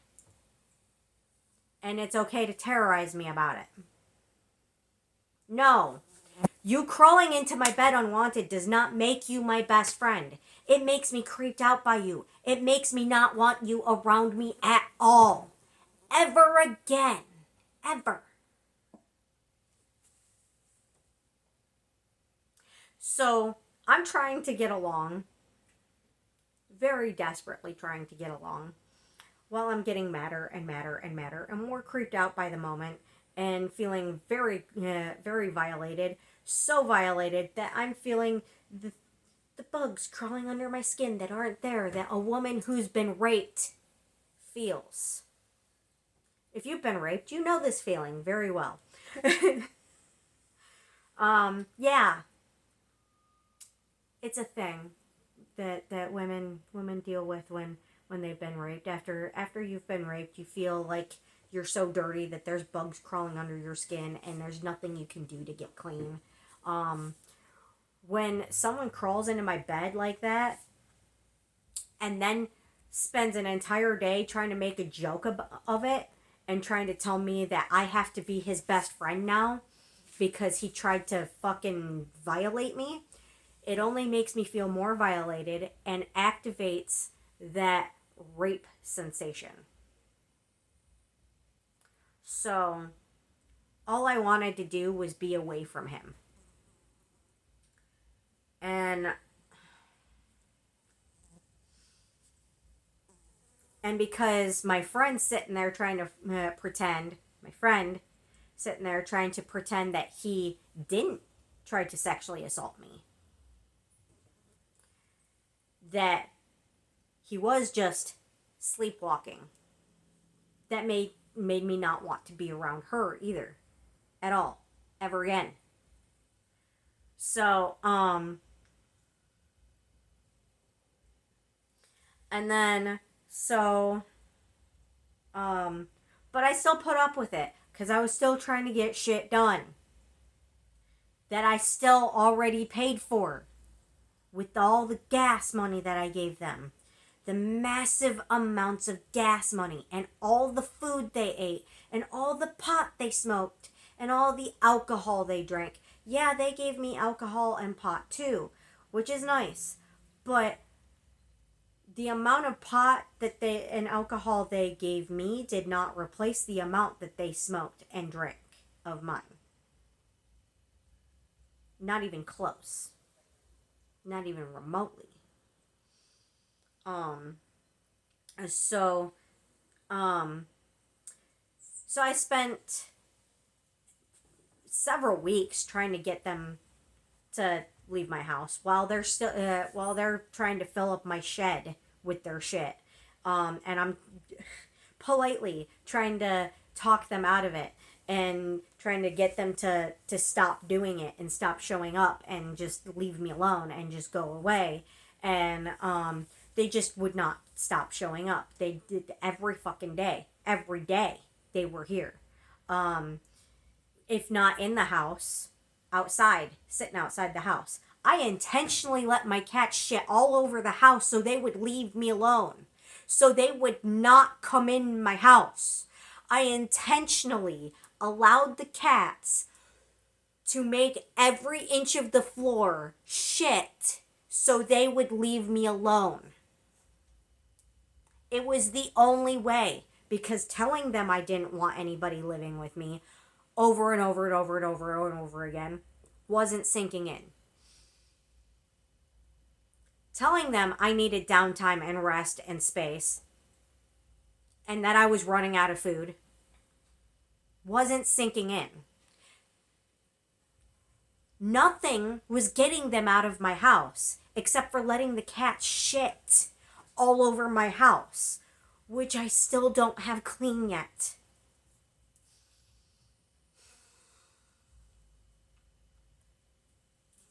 I'm still mentally processing this shit, while still trying to get the house clean from my attempt to get them out. And then even after they stopped coming in the house because of the shit, they still would come over every day and park in my driveway and sit there for hours using my internet, using my hotspot off of my phone, running out all of my data. For weeks. I'm venting to the neighbors about it, and I'm venting online about it. I'm venting to my boyfriend about it, and they just keep doing it. They just kept doing it and kept doing it and kept doing it and kept doing it and kept doing it. So, the one day, creeper dude. Oh, and I figured out after all of this. So while he was terrorizing me in the car about having to be his best friend now, he was bragging about how when he sleepwalks, which isn't sleepwalking, he's fully awake, just drunk and thinking it's funny. Apparently he thought it was funny to brag about this. He apparently goes around people's houses and pisses all over their house to mark his territory while he's drunk, claiming it's sleepwalking. I didn't realize this until after I got them to stop coming inside my house, but he pissed all over my kitchen. The place you need to have the cleanest in your house. He pissed all over my kitchen and inside of my dishes. And I mean, I know it was him because you can tell the difference by smell between cat pee and human pee. Cat pee has ammonia in it.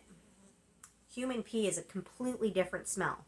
And also, when you clean things that are covered with cat pee, there is a greasiness to it. Because it's cat pee. Human pee doesn't have the greasiness. So, yeah, he peed all over my kitchen and in my dishes, and then bragged to me about it. And then I found out later that he wasn't talking about other people's homes. He was talking about peeing in mine. And then he has the nerve to come to my house to bring more shit to... they have the nerve to come to my house to bring more shit to my house, to which I told them they can't do because people steal. Because I wanted their shit gone. I wanted them and their shit gone. So, I started throwing their shit away. Started throwing it away. Because I don't want it in my fucking house. I don't want it in my yard. I don't want it anywhere around here. I don't want them anywhere around here. Because friends don't do this shit. Friends don't try to move in with you. They don't let their boyfriend try to violate you. They don't let their boyfriend piss all over your house. They don't try to eat all of your food. And they don't do that shit. Friends don't do that shit. That is not a friend. And if you pay your friend to do all this shit for you and it never gets finished, that is not a friend. Friends don't do the things that these people did. That's not a friend. I don't want people in my home or around my home or in my yard or their shit in my yard or in my home or around my home. I don't want any of it. I want to be left the fuck alone by people like that. I want nothing to do with people like that. You're going to use me and eat all my food and steal from me and smoke all my pot and drink all of my alcohol and try to move in with me and try to basically live in my yard and suck dry my internet and let your boyfriend violate me and piss all over my house. You're not welcome back. Neither one of you are ever welcome back. And anything you put in my home after I've made it clear it's not welcome here, because I've made it clear. People steal from here. Don't put it here. Don't put your shit here. Don't come back. Friends don't treat each other that way. That's not a friendship. So then he shows up one day without her, and to get stuff out of my shed of his, and his bike. I hadn't gone through the stuff in the shed yet. I had not thrown away the shit in the shed yet. Cause I just want their shit gone. I want them out of my life. And you can't blame me. With the way they behaved, you can't blame me. So, he showed up. I went off on him. Unannounced. They never ask to show up. Never. They just show up. They might message me and then show up without giving me a chance to reply. They don't, again, still not asking. They tell me through Messenger that they're going to show up. And then 5 to 10 minutes later, they're in my yard. Not even a chance for me to reply. Just to tell them it's not a good time or I don't want them here. They just show up.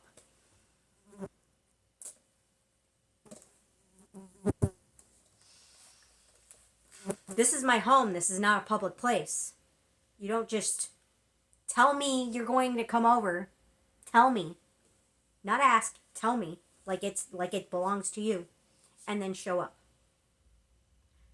1, ask first. Ask. Is it a good time for me to come over? If it's a good time, I'll be like, yeah, sure, okay. If it's not a good time, I'll be like, no, it's not a good time right now. Can you come over another day? It's not a good time. I'm tired. I'm busy. Can we do another day? I don't mind having company as long as they're respectful to me and my home and my boundaries. I don't mind having company. I don't like company. I really, really, really, really, really, really, really, really, really, really don't like company. I mentally cannot handle company because of my mental issues. But I don't mind it if they're respectful. If they respect my boundaries, they respect my home, and they respect me. But when you show up unannounced, my mom gets bitched out for showing up unannounced. My mom. If my mom gets bitched out for it, what makes somebody else who pretended to be my friend think that they can do it? So, so I went off on him about it. I flipped out. I'm like, you do not show up unannounced at my house. You ask if you can come over. Ask. You don't just show up. You don't tell me you're coming and then show up. You ask. You ask if you can come over and then wait for a reply to see if it's a good time or see if I want company. You ask first. You don't show up. I don't want you here. I don't want your shit here. Ask before you come over. And when all the other sketchy people are already gone and shit still keeps disappearing out of my house, it's pretty obvious who's been doing it. When my shit is getting stolen and all the other sketchy people who were also stealing are gone, they can't blame those other people for it anymore. It's obviously the people who were coming in your house. On top of the fact that they tried to get me to take back stuff that I'm fairly certain they stole so they can get money for it. I'm not okay with stealing. Whether it be from a store or other people, it's not cool. It's not okay. Stealing's just not right. And people who are willing to steal from a store are more than likely to willing to steal from their friends. If you're going to risk going to jail, getting caught going to jail, stealing from a store, what's going to stop you from stealing from a friend that can't really do anything about it? Aside from tell you to leave.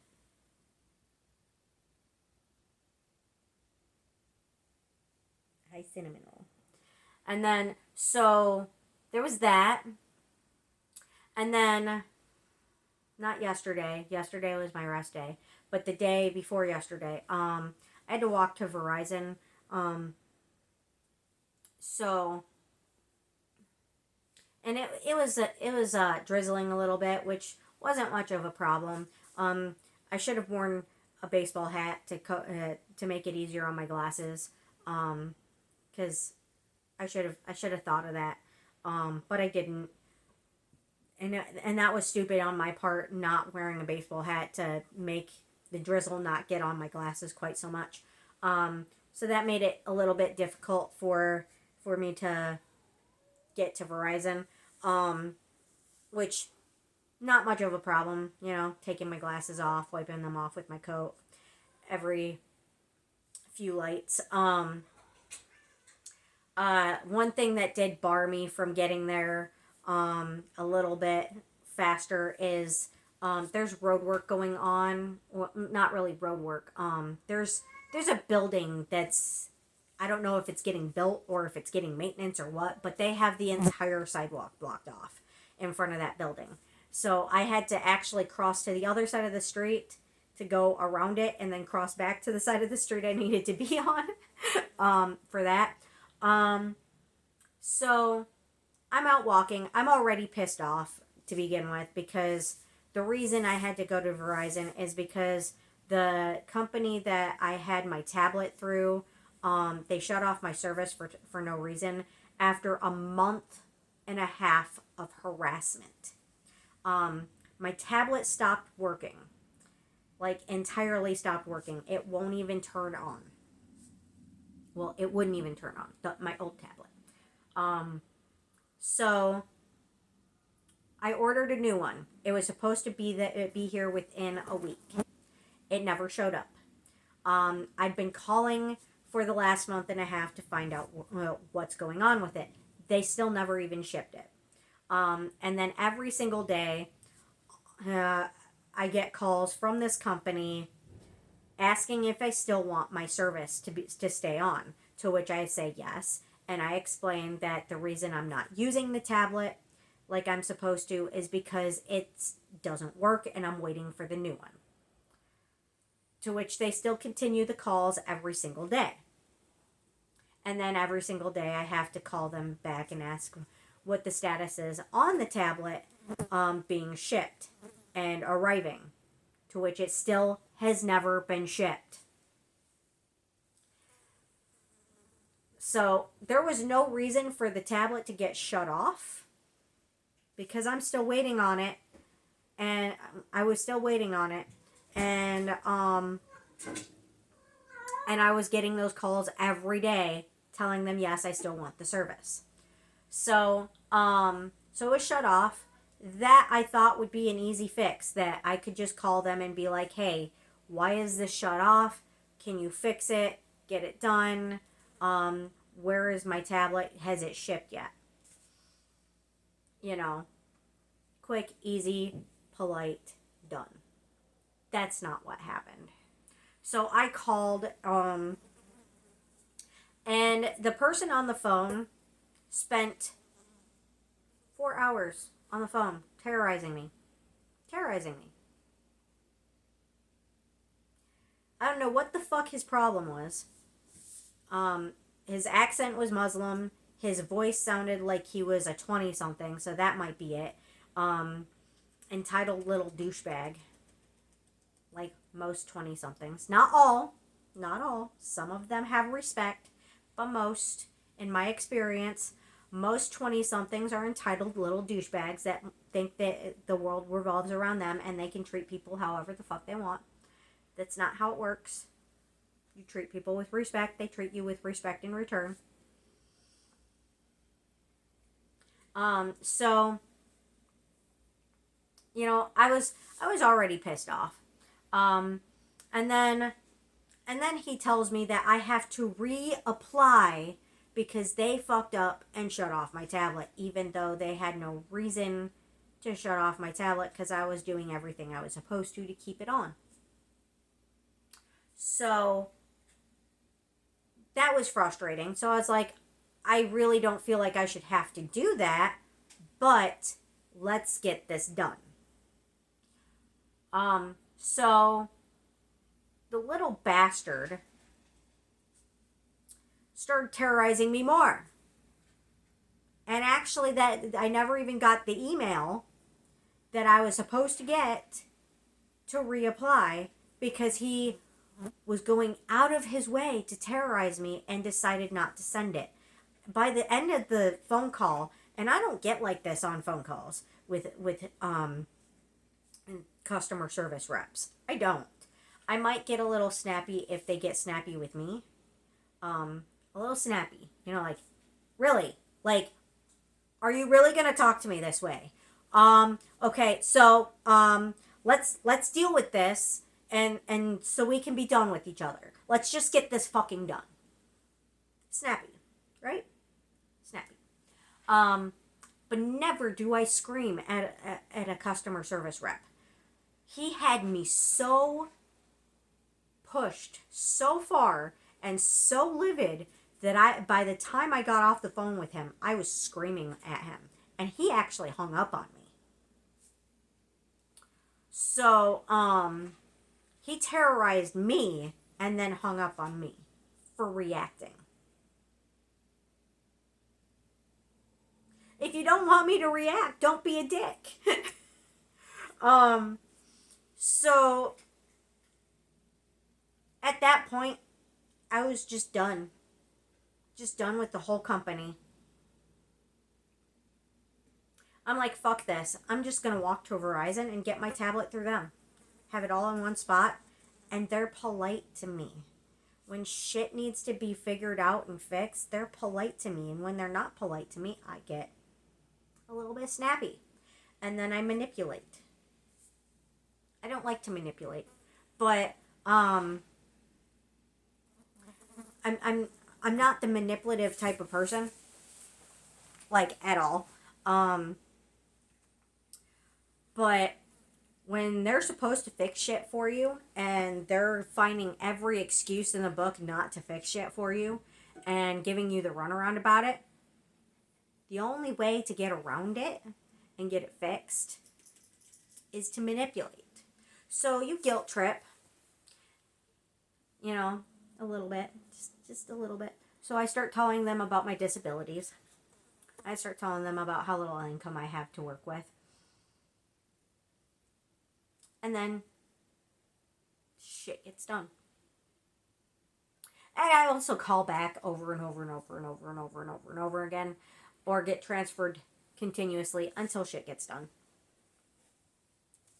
I mean, sometimes when it comes to customer service reps on the phone, sometimes you just have to do that just to get shit done. Sometimes you just have to. I would never do that to somebody in person because I think it's disrespectful. I would never do it to any family members or any friends. You know, I might vent to them, but I won't try to manipulate them to get my way because I don't need to manipulate people in my life to get my way. I have my own home. I have my own income. I am a fucking adult. I take care of me. When it comes to customer service reps actually doing their job, that's one thing. Trying to get them to do their job, that's one thing. But when it comes to the rest of my life, I'm an adult. I take care of me. I don't want people to have to do for me. And when people do for me, I appreciate it. And if I have to pay somebody to do for me, I expect it to get done. But anyway, so I was already pissed off before I left to walk to Verizon. There's that. And then I was a little bit frustrated that this sidewalk was still blocked off. It's been months now. I knew it was blocked off to begin with. I didn't know it was still blocked off. So I was a little bit frustrated about that. So, you know, I grumbled a little bit, backtracking. You know, great. Now I have to go backtrack and go back to the light and then cross and then go around and then cross again. And frustrating. But, I mean, it is what it is. You deal with it, right? Right. So, and also on my way there, before I even got to the main road, I was cutting through the parking lot of one of the pantries I go to, and it's the spot where I dumpster dive a little bit, and you know, so I checked the dumpsters to see if there was anything good in there. I found a pillow and a bag. You find good shit in there.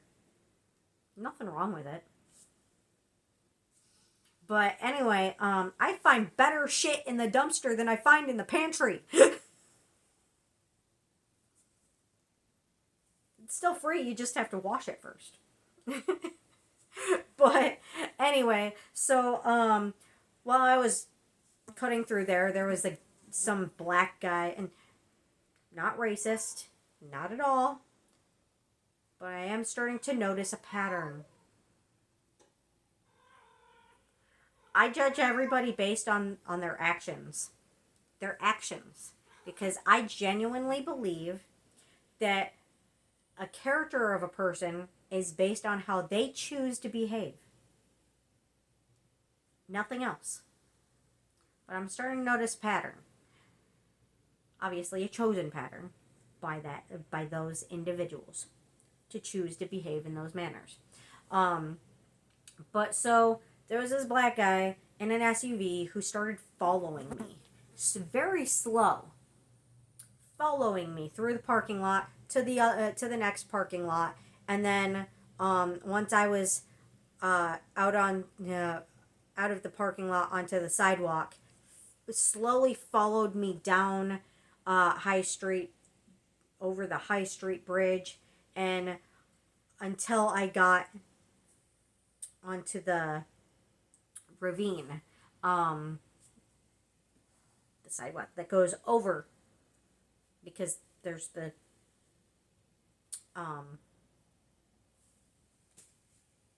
train tracks over High Street. And the sidewalk goes over the train tracks. So it gets elevated away from the road. So the sidewalk goes up here while the road's still down here, and then there's the train tracks up here. Yeah. So once I started going up the hill, obviously he sped up and went away. But that was creepy. So I was already frustrated and irritated about that. I was kind of a little bit irritated about the road still being blocked off. And I was already pissed off to begin with because of the asshole on the phone. So I'm walking on Mission. Mission. That's the main one. That's the one I'm thinking of. Yeah.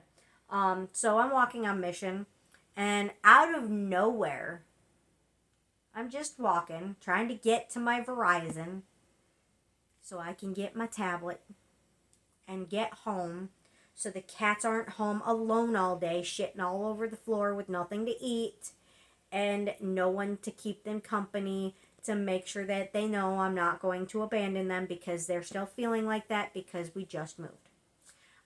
So I've been trying to leave the house as little as possible so that they know I'm coming back. So I was trying to make this a quick trip. And it was just drizzle at that point still. It's still just drizzle. There's no reason for me to need a ride, no reason why I couldn't have gotten there and then back quickly, no reason why I would have had to stop for food or drink, because my sugar wouldn't have needed to get low, and I wouldn't have needed to get thirsty. But between all of these obstacles, I ended up needing to get food. Ended up needing to stop for food and stop for shelter, basically. But so I'm walking down the road, still only walking down the sidewalk, still only drizzle. Really no reason to bother me, right? Just let me go on my way. So the friend that I've been trying to get to stop showing up at my house unannounced and trying to basically live here and use up all of my internet, that just will not take a hint to leave me alone. I mean, even if you weren't just showing up unannounced all the fucking time, people need personal space to deal with their life. Personal space. Sometimes I just don't want company. Sometimes I just want to be in my house and get shit done and be left alone.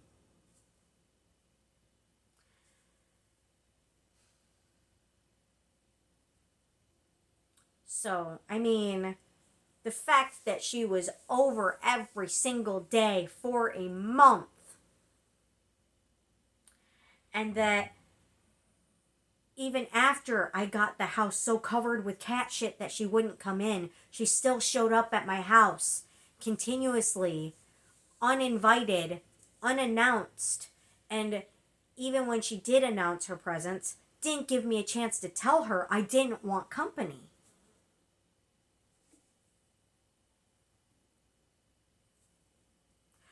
personal space. This is my home.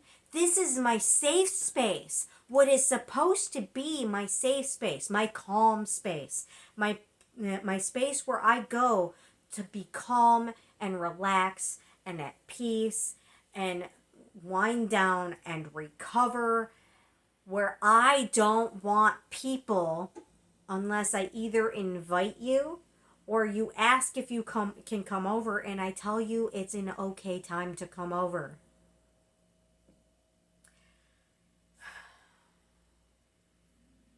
I can't deal with people just showing up whenever the fuck they want. Mentally, I can't handle company like that. Physically, I can't handle company like that. My body and my mind cannot take it.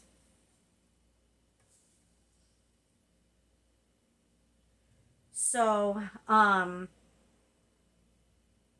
so she pulls up, blocks the driveway of which I'm about to cross.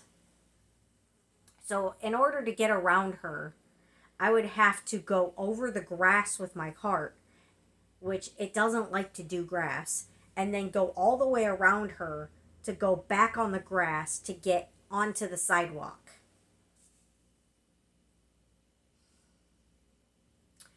So she blocks my path and demands to know why I'm walking down the sidewalk, which I frequently do to get to places I need to go because I enjoy walking. I enjoy walking to the places I need to go to quite frequently, especially if it's really nice outside. And especially if I'm frustrated, and especially if I don't want to pay someone for gas. Sam even offered to take me over there. And he told me it's too cold outside. It's too wet outside. I don't want you going on foot. And I'm like, well, I need to walk. I need to go on foot. I need to walk. I need to do this. So she blocks my path and demands to know why. Demands to know why I'm walking.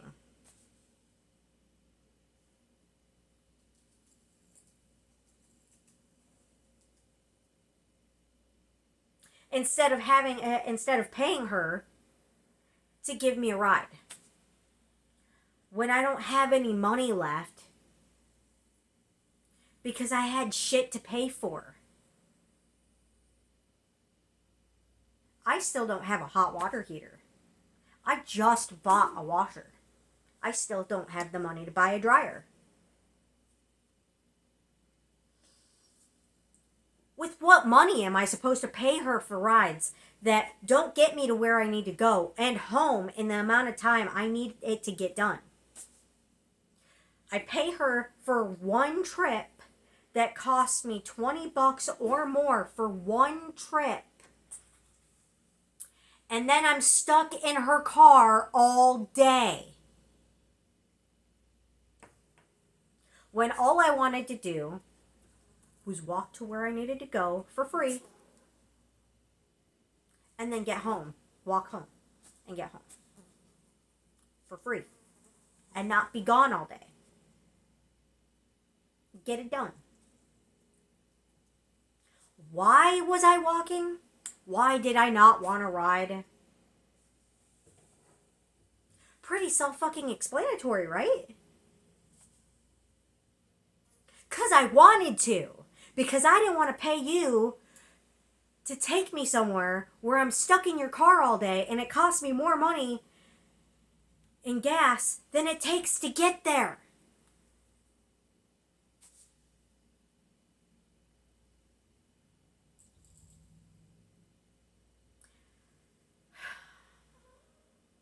When Sam takes me places, he doesn't charge me gas. Because he's coming to town anyway. He doesn't charge me anything. Because he thinks it's disrespectful to charge somebody gas when you're going to town anyway, to do stuff anyway. If you're already in town, you're already there, you're already driving, he thinks it's disrespectful to charge the person gas.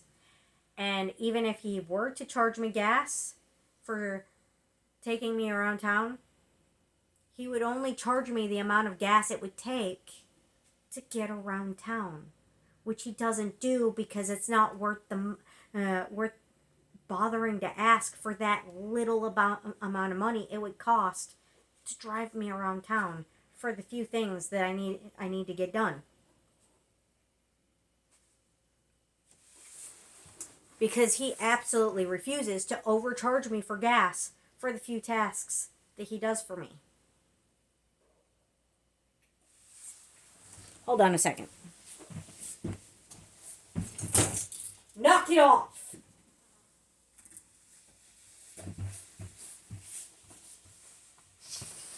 Sorry, I had to stop a cat from pooping on the floor. So he thinks that the fact that anybody would charge me gas for to do one trip somewhere in town where they're going to is unacceptable for somebody, or like if they're already driving somewhere and they're driving past it anyway, charging me gas for that shit is, to him, that's unacceptable.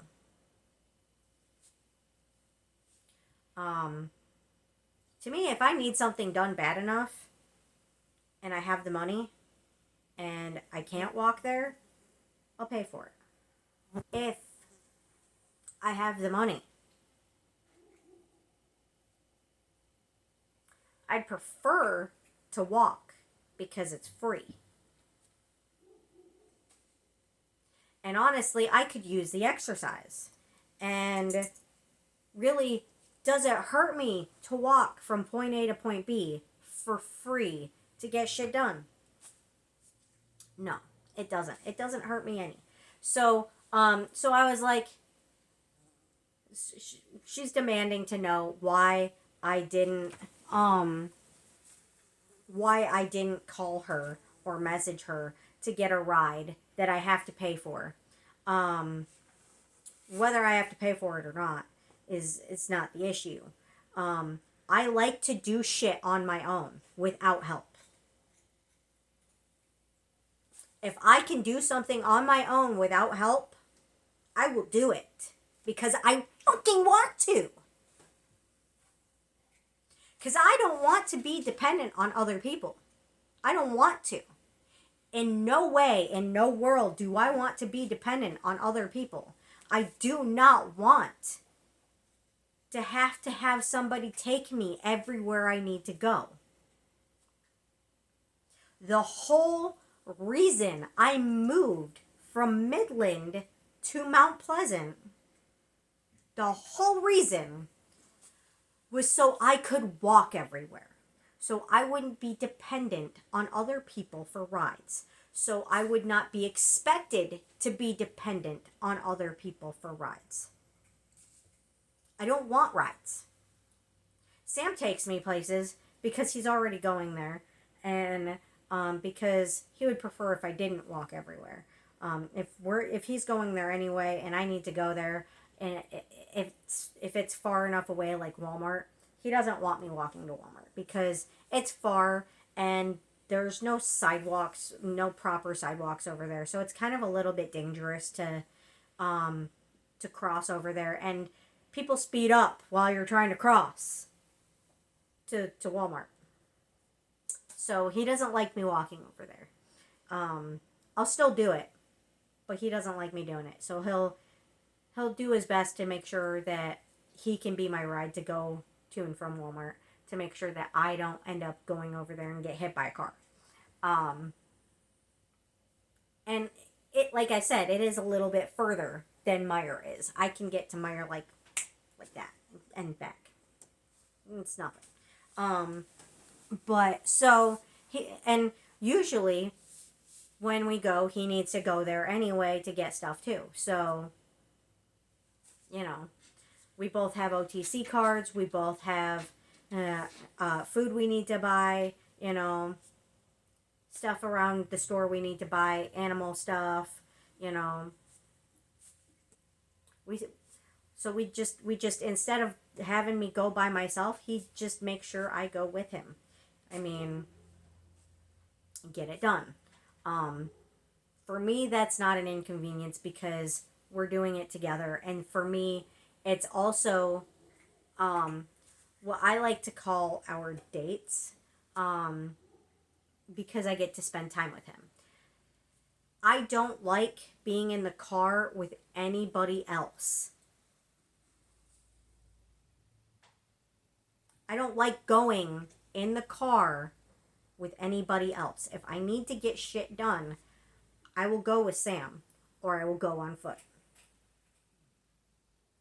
Unless it's a pantry that he can't take me to because it's on a Saturday or and it's too far away for me to walk to. That's the only time I will accept rides from somebody. Or unless I need to have them move my shit, which I can't physically do myself because it's heavy. And I'm small. So, I might pay somebody to help me move my shit. I might pay somebody or ask somebody for a ride to go to a pantry that Sam can't take me to and I can't walk to. But anything I can do by myself on my own 2 feet, that's the whole reason I moved here, was so I can do for myself and not have to have other people do for me and not have other people expect me to let them do for me and get paid for it. I mean, so I explained to her. I was very polite about it, as much as I possibly could be. I'm like, she's like demanding to know why I didn't call her or message her to get a ride from her. And I'm like, because I wanted to walk. I wanted to walk. That should have been the only explanation I needed to give. I shouldn't have needed to go into detail about it to get her to leave me alone and let me finish walking. There should have been no further conversation. I wanted to walk. Let me finish walking.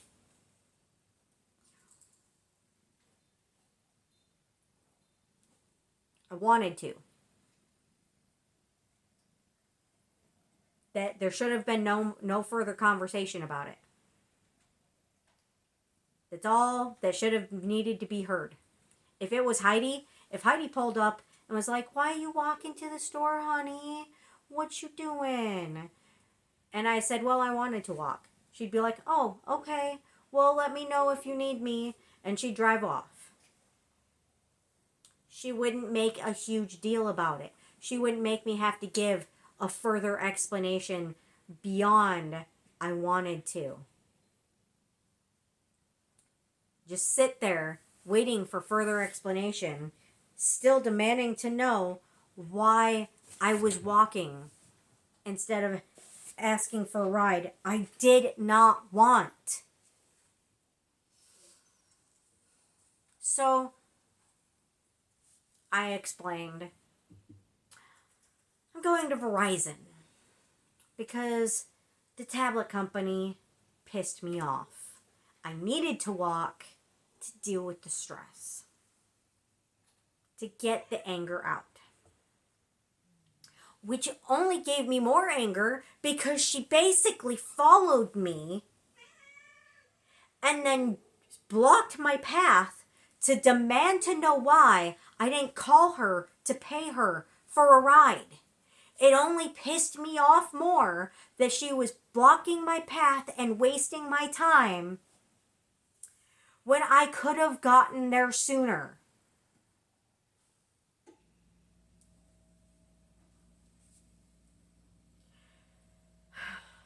And then,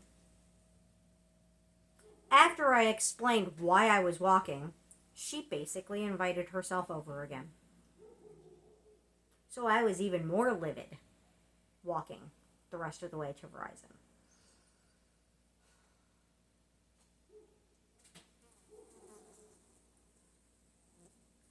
Just invite herself over to my house, which I've been trying to get her to stop doing for a month and a half now.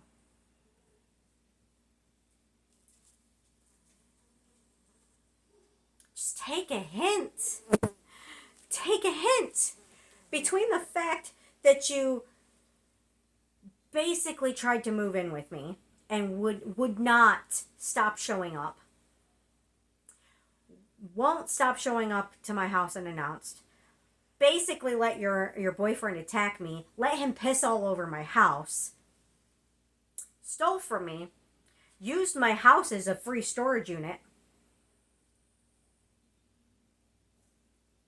drank all of my let him drink all of my beer, smoked all of my pot, ate all of my food, and then screwed me out of a food pantry, and then had me buy food that you then took from me, knowing I'm almost out of food. Why would I want you back? Why would I want you to come back to my house? Why won't you take a hint to stop showing up at my house? If you want to be my friend, you don't do this shit. That's not what a friend is. Friends don't do this shit.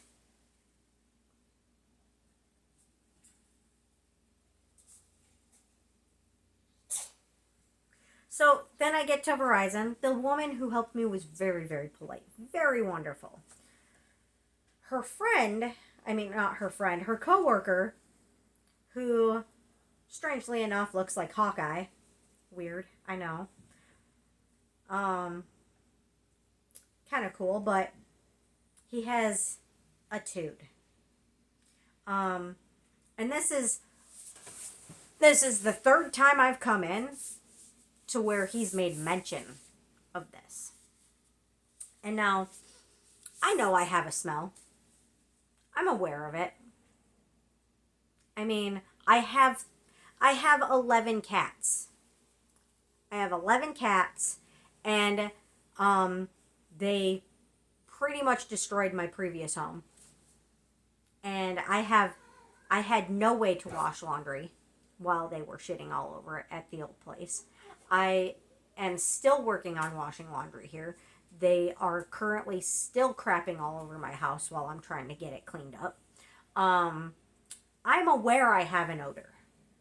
I'm trying to get rid of that odor. I'm working on it best I can. But every time I go in there in person, every single time, this guy makes a point to make it clear that I smell like a litter box and will not let it go at just one comment. He just keeps going and going and going and going and going. This motherfucker should be fired for this shit. You don't talk to your customers this way. Yes, I know I have an odor. And if I smelled somebody else smelling like I do, I'd be irritated too. I get it. But there's no reason to be an asshole for it. Right? So, I explained to the girl that was helping me, while he's making an ass of himself, being a dick about it, spraying air freshener around me, and making non-stop comments about it.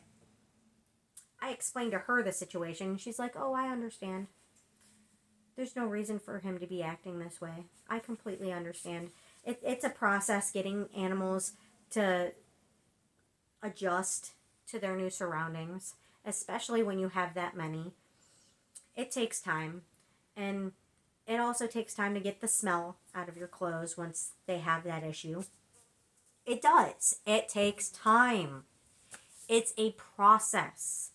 They have not gone through their process yet to be over the adjustment period.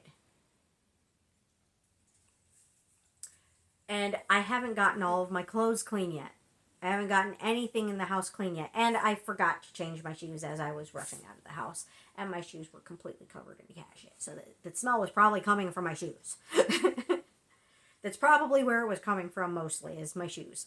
I smell tested all of my clothes. And after they came out of the laundry because I'm trying to get the smell out of the clothes. So I smell tested all of the clothes. So I know that they smelled clean. They smelled like laundry soap when they came out. The ones that don't, that still smell like poop, go back in the laundry and get rewashed until the smell goes away. Working on it. It's a process. It takes time. So there's that. So even though she was incredibly, incredibly sweet and very, very helpful, I was still very irritated after leaving Verizon because of that. So then on my way home, it started to sprinkle a little bit more, and I started to get kind of cold and hungry and thirsty. My sugar started to drop, and I had a little bit of money left on my card, so I decided to stop in to Taco Boy, and oh my God, their food is amazing. And get some food, and they were really polite and wonderful in there too. And while I was eating, I was, setting up my new tablet and getting that all situated. And then it started to downpour. So I sat there longer, hoping the downpour would stop. And by the time I was able, by the time I left, the downpour was not in any way done, in any way, shape, or form done. The whole reason I stayed that long was to get to wait out the downpour, and it didn't stop, and they had to close. So I packed up my stuff and I left, and I walked home in the downpour while the side streets and the sidewalk were rivers. So I'm pretty sure my shoes are clean now. I'm fairly certain my shoes are clean now. But so there was a downpour, and I'm walking like my shoes are like filled with water.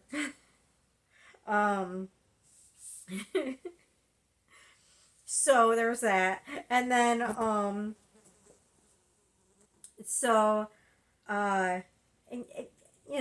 then, and it's dark at this point because it was their closing time. So this is long after dinner. So it's dark out. It's downpouring. It's a river. So this other person, skinny white guy, drives up, blocking my path. Second time that day. Second time. First it was her, and then it's this creepy guy. Blocking my path across to the other side of the sidewalk. Completely blocking my path. I would have to swim to get across if I went around him. I'm not kidding. That was not an exaggeration. It was that flooded. Seriously. Yeah, the water around him would have been up to my knees. Whereas the sidewalk was only up to my ankles. Well, this far up to my ankles. It was still a lot of water, but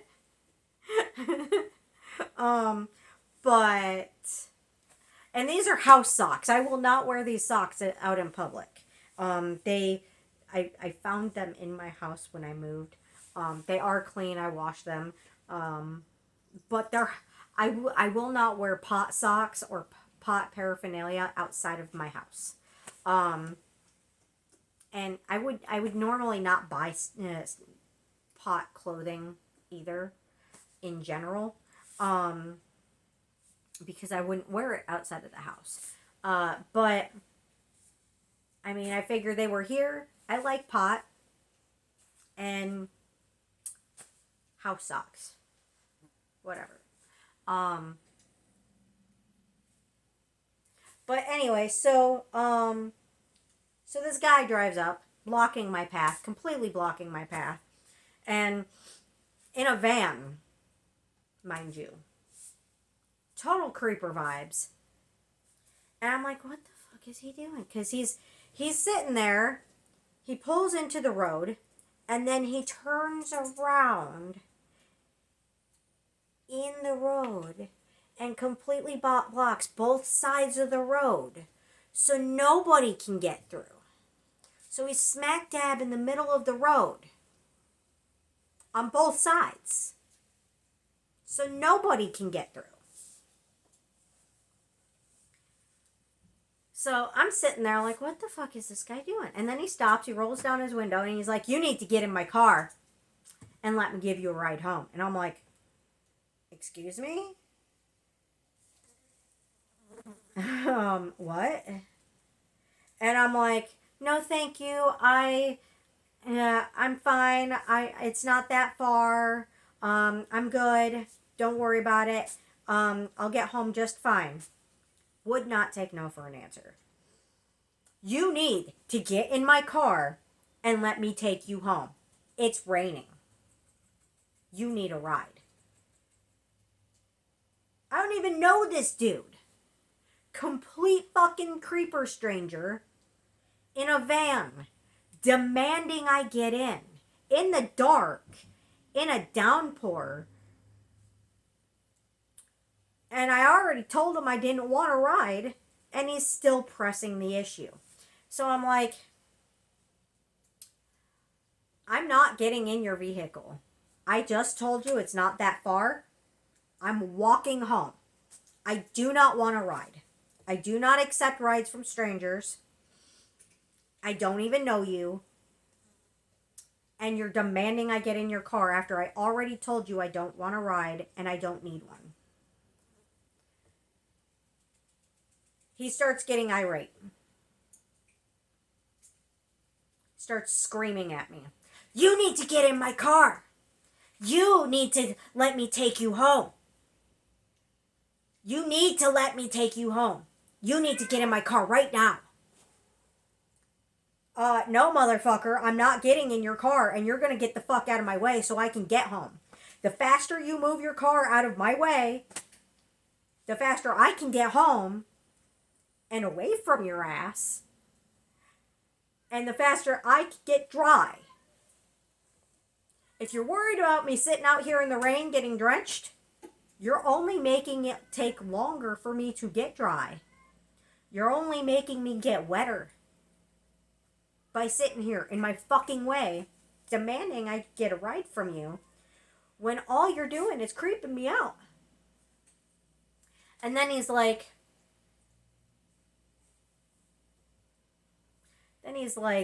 well, I don't have room for you in my car anyway. I have kids in the back. There was nobody in his car.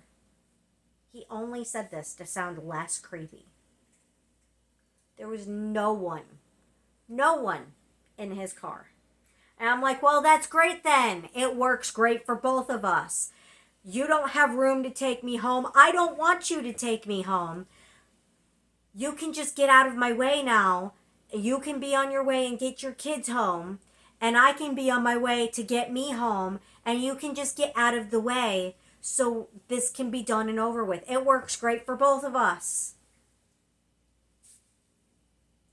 So he peels out, screaming out his window, bitch! Why am I a bitch? Because I did not want to ride home from somebody I told I didn't want to ride home? I'm a bitch for not wanting to be creeped on. His intent was pretty clear with his attitude, his forcefulness, the fact that he would not take no for an answer. His intent was clear. The only reason he wanted me in his vehicle was to try to rape me. Now, I don't think every guy on the planet's trying to rape me. I don't. I know people think that. and assume that because of all the shit that I've been through and all the shit I go through. Okay, now, like, again, I walk everywhere. That makes me a target. I'm crippled. That makes me a target. I'm 4'10". That makes me a target. I go to places where the poor live and the poor eat and the poor get free food. That makes me a target. Now, not everybody in places that are for low income people are bad people. Like, obviously, because both neighbors on either side of me are very good people. They are amazing, wonderful, kind, caring people that are really watching over me, looking out for me, watching over my house. They're wonderful people. I love these people. I love my new neighbors. I love them. I want to kidnap them as soon as my house is situated and feed them. Be like, come over and hang out. Let's just spend some time. I love my new neighbors. They're awesome. I love my maintenance guy. He's not really my maintenance guy, but the park manager. I love him. He's super nice. Super, super nice. I love him. I would love to have him come over and have a meal with me and hang out and spend time. Awesome. I have friends through the soup kitchen that are great people. You know, not everywhere that you go are there going to be bad people. I mean, not every person in those places is going to be a bad person. Let me rephrase that. Just to make it clear. Not every person you meet is going to be a bad person. There are good people, there are bad people. You just got to be able to read them. Know how to read them. Figure out which ones are good, which ones are bad. And this video is going on to 3 hours now. God, I had a lot of venting to do. I can understand if nobody watches this. But I needed to get it out. But, so, I'm not the type of person that thinks every guy is out to get me. I'm really not. I have a male friend that's, the son of my friend Heidi, and he's a great kid. I mean, he's not really a kid because he's like 21. But he's a great kid. I don't feel any creeper vibes from him at all. Sam, obviously, is not a creeper. I definitely feel safe around him. I definitely feel safe with my neighbors. You know, I definitely feel safe with my office manager. Not every guy is creepy. And, you know, not every person in the more likely to be unsafe places because of income are going to be those sketchy, creepy type of people. You just got to learn to weed people out. Like, when you meet somebody and they seem like a great person, maybe they are. And it's good to give them the benefit of the doubt. Yeah. Everybody deserves the benefit of the doubt at first, right? So, you get to know the people. Unless they automatically give you creeper vibes, listen to your vibes. If they automatically give you creeper vibes, stay away from them. Stay away from them. But if they seem like great people, you know, befriend them, give them a chance. And if they continue to be great people, those are your people. You stick with those people.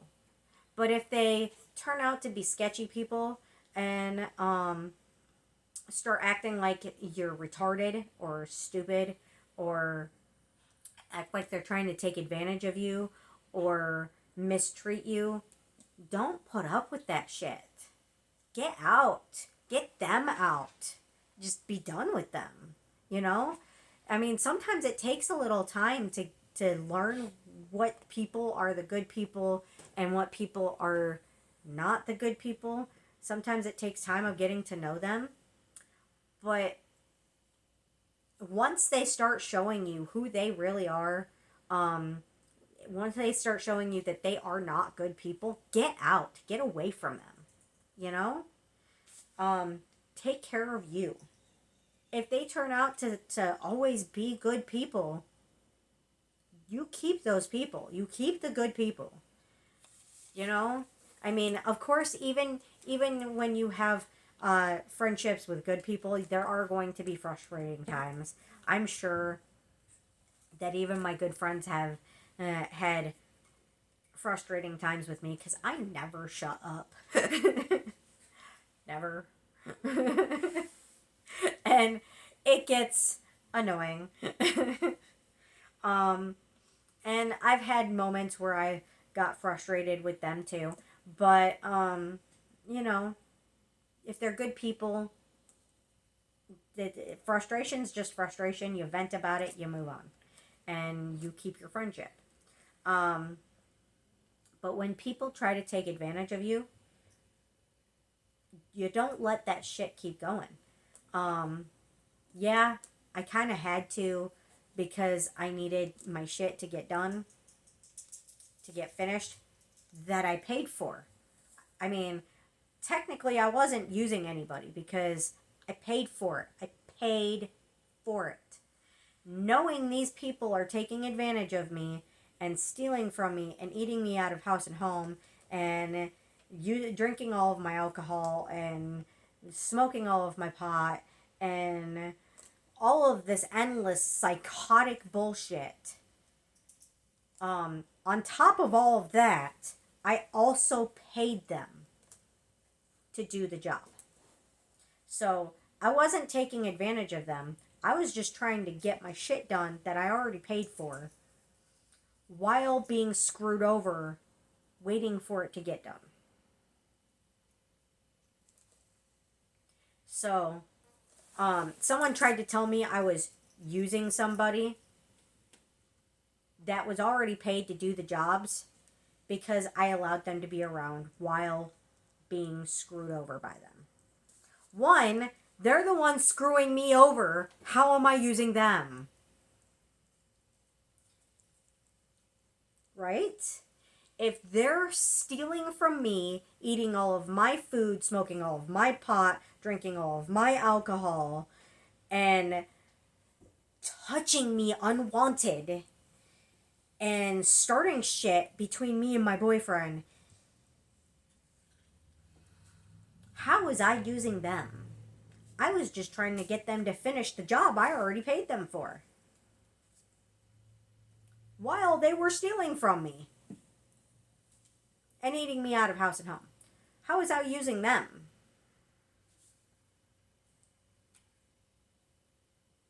They were using me while I was trying to get them to finish the job that they were paid for. I don't use people. I don't need to use people. I'm an adult. I have my own life. Now, if people use me while getting paid to do a job or getting fed to do a job and screw me over and steal from me, they're using me. That's the other way around. There is no using going on my part. That's them trying to take advantage of me for asking them to do a job that they were paid for. And then would not take a hint to leave. My brother, he was paid to help too, but he fell down the stairs at my old place and hurt his back really bad. So, the fact that I paid him for gas to come out here and do the job and then gas to come back the next day to finish the job and then it didn't get done, that to me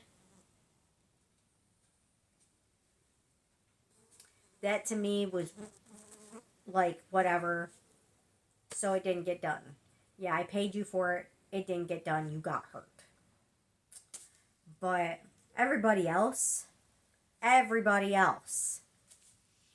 Because there were 1, 2, 3, 4, 5, 6 people I paid to move my stuff. It took over a month to get it done. And Sam with his car for free, and me with my own feet, is what got the job done. Most of it. While everybody else was paid for it. And didn't finish the job. And stole from me. And ate all my food. And smoked all my pot. And drank all my alcohol. And tried to move in with me. Every single person that was paid to do it tried to screw me over. Except for Sam, who did it for free, myself, and Justin, who got hurt doing the job. Now, he wasn't as hurt as badly as he told me he was, which kind of pisses me off because he was trying to milk it. That pisses me off.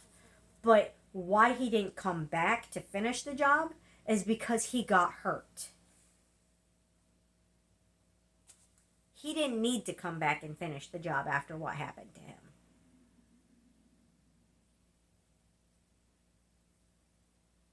He's the only one who was paid to do the job that didn't screw me over. Or didn't try to screw me over. And this is the brother that always screws me over. That screws everybody over. So I expected him to screw me over.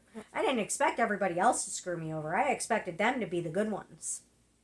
The ones that I could trust. And it was the sketchy brother that screws everybody over, that I don't trust, that ended up being the one who didn't screw me over. The only one of the people who were paid for it. So, how many people on my list of people I trust are still on it now? How many people that I actually paid to help me are ever going to get paid to do it again, or ever welcome back in my home again?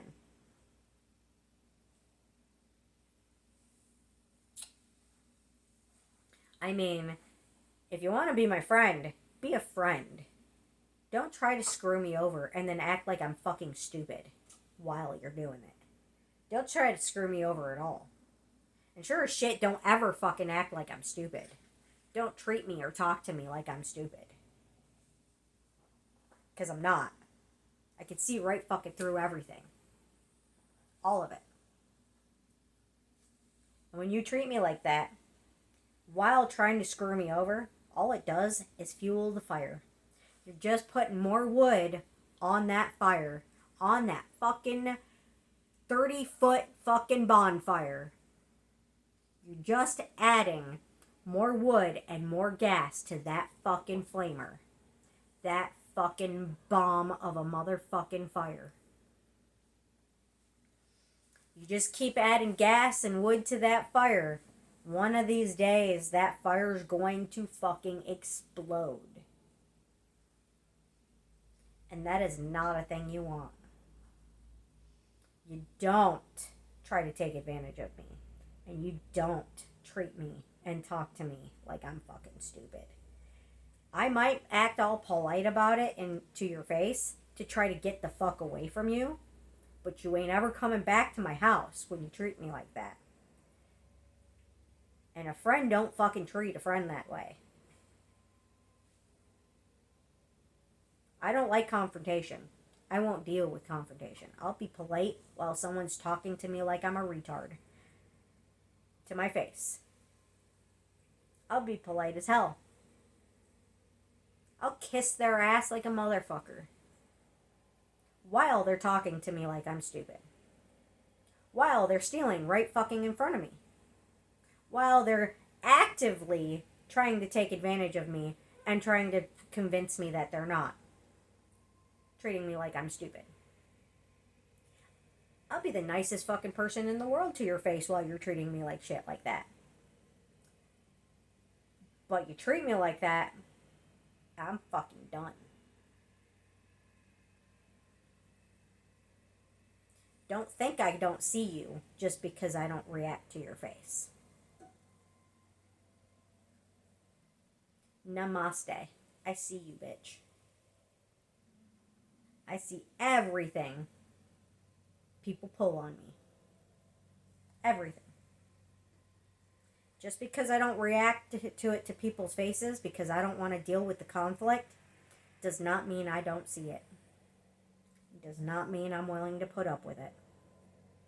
Because once I'm done, I'm fucking done. And there ain't no coming back from it. But anyway, to those of you who are watching my channel to help me vent and to learn how to better deal with your own shit, thank you for watching. I hope you liked the video. I'm sorry for the 3-hour-long venting session.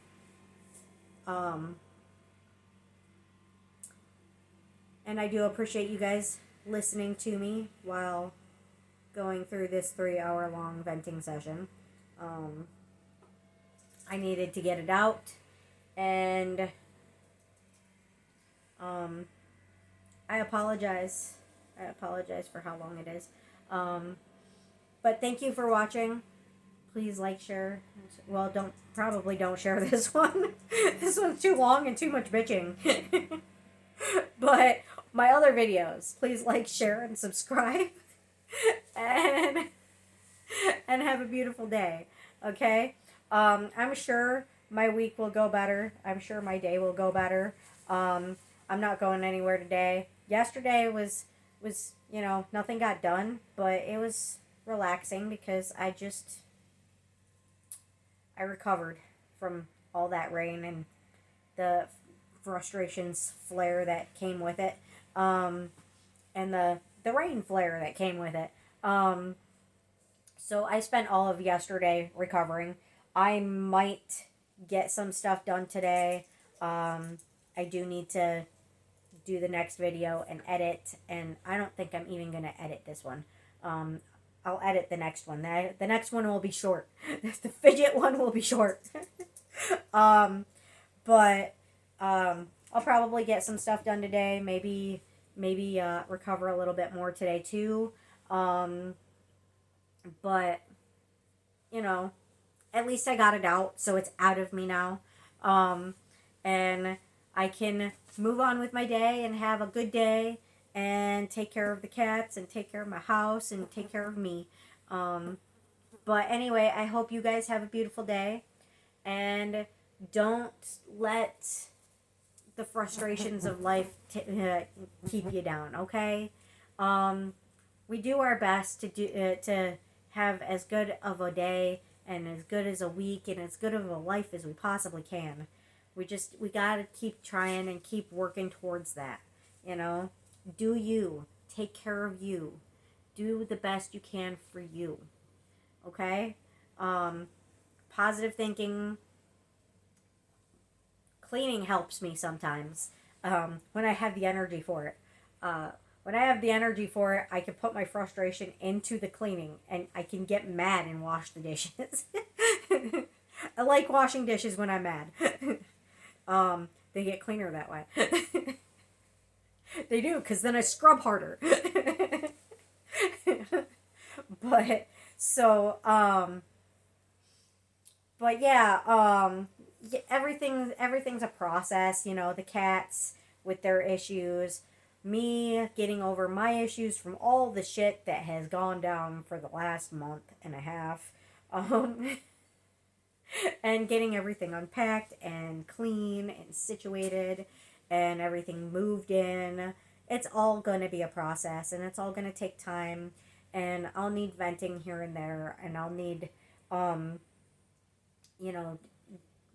rest here and there, some veg out days every once in a while where I just take the day to just recover. You know, we deal in the ways that we need to. You know, we find our ways to deal. And, um, you know, whatever works for us, and we just take it one day at a time. And that's very important. Um, yeah, it's very important, isn't it? You help, don't you? You help mommy? You help mommy deal? You know, cinnamon roll. She's helping, aren't you? Are you helping? Yeah. Yeah. No, she's purring. Very quietly, but she's purring. See, the cats, they really do help. They really, really do. And the venting helps, and you guys help as great support. You guys are great support. Um, and I hope that when I do my other self care videos, not the venting videos, but the other self care videos, I hope that that helps you guys.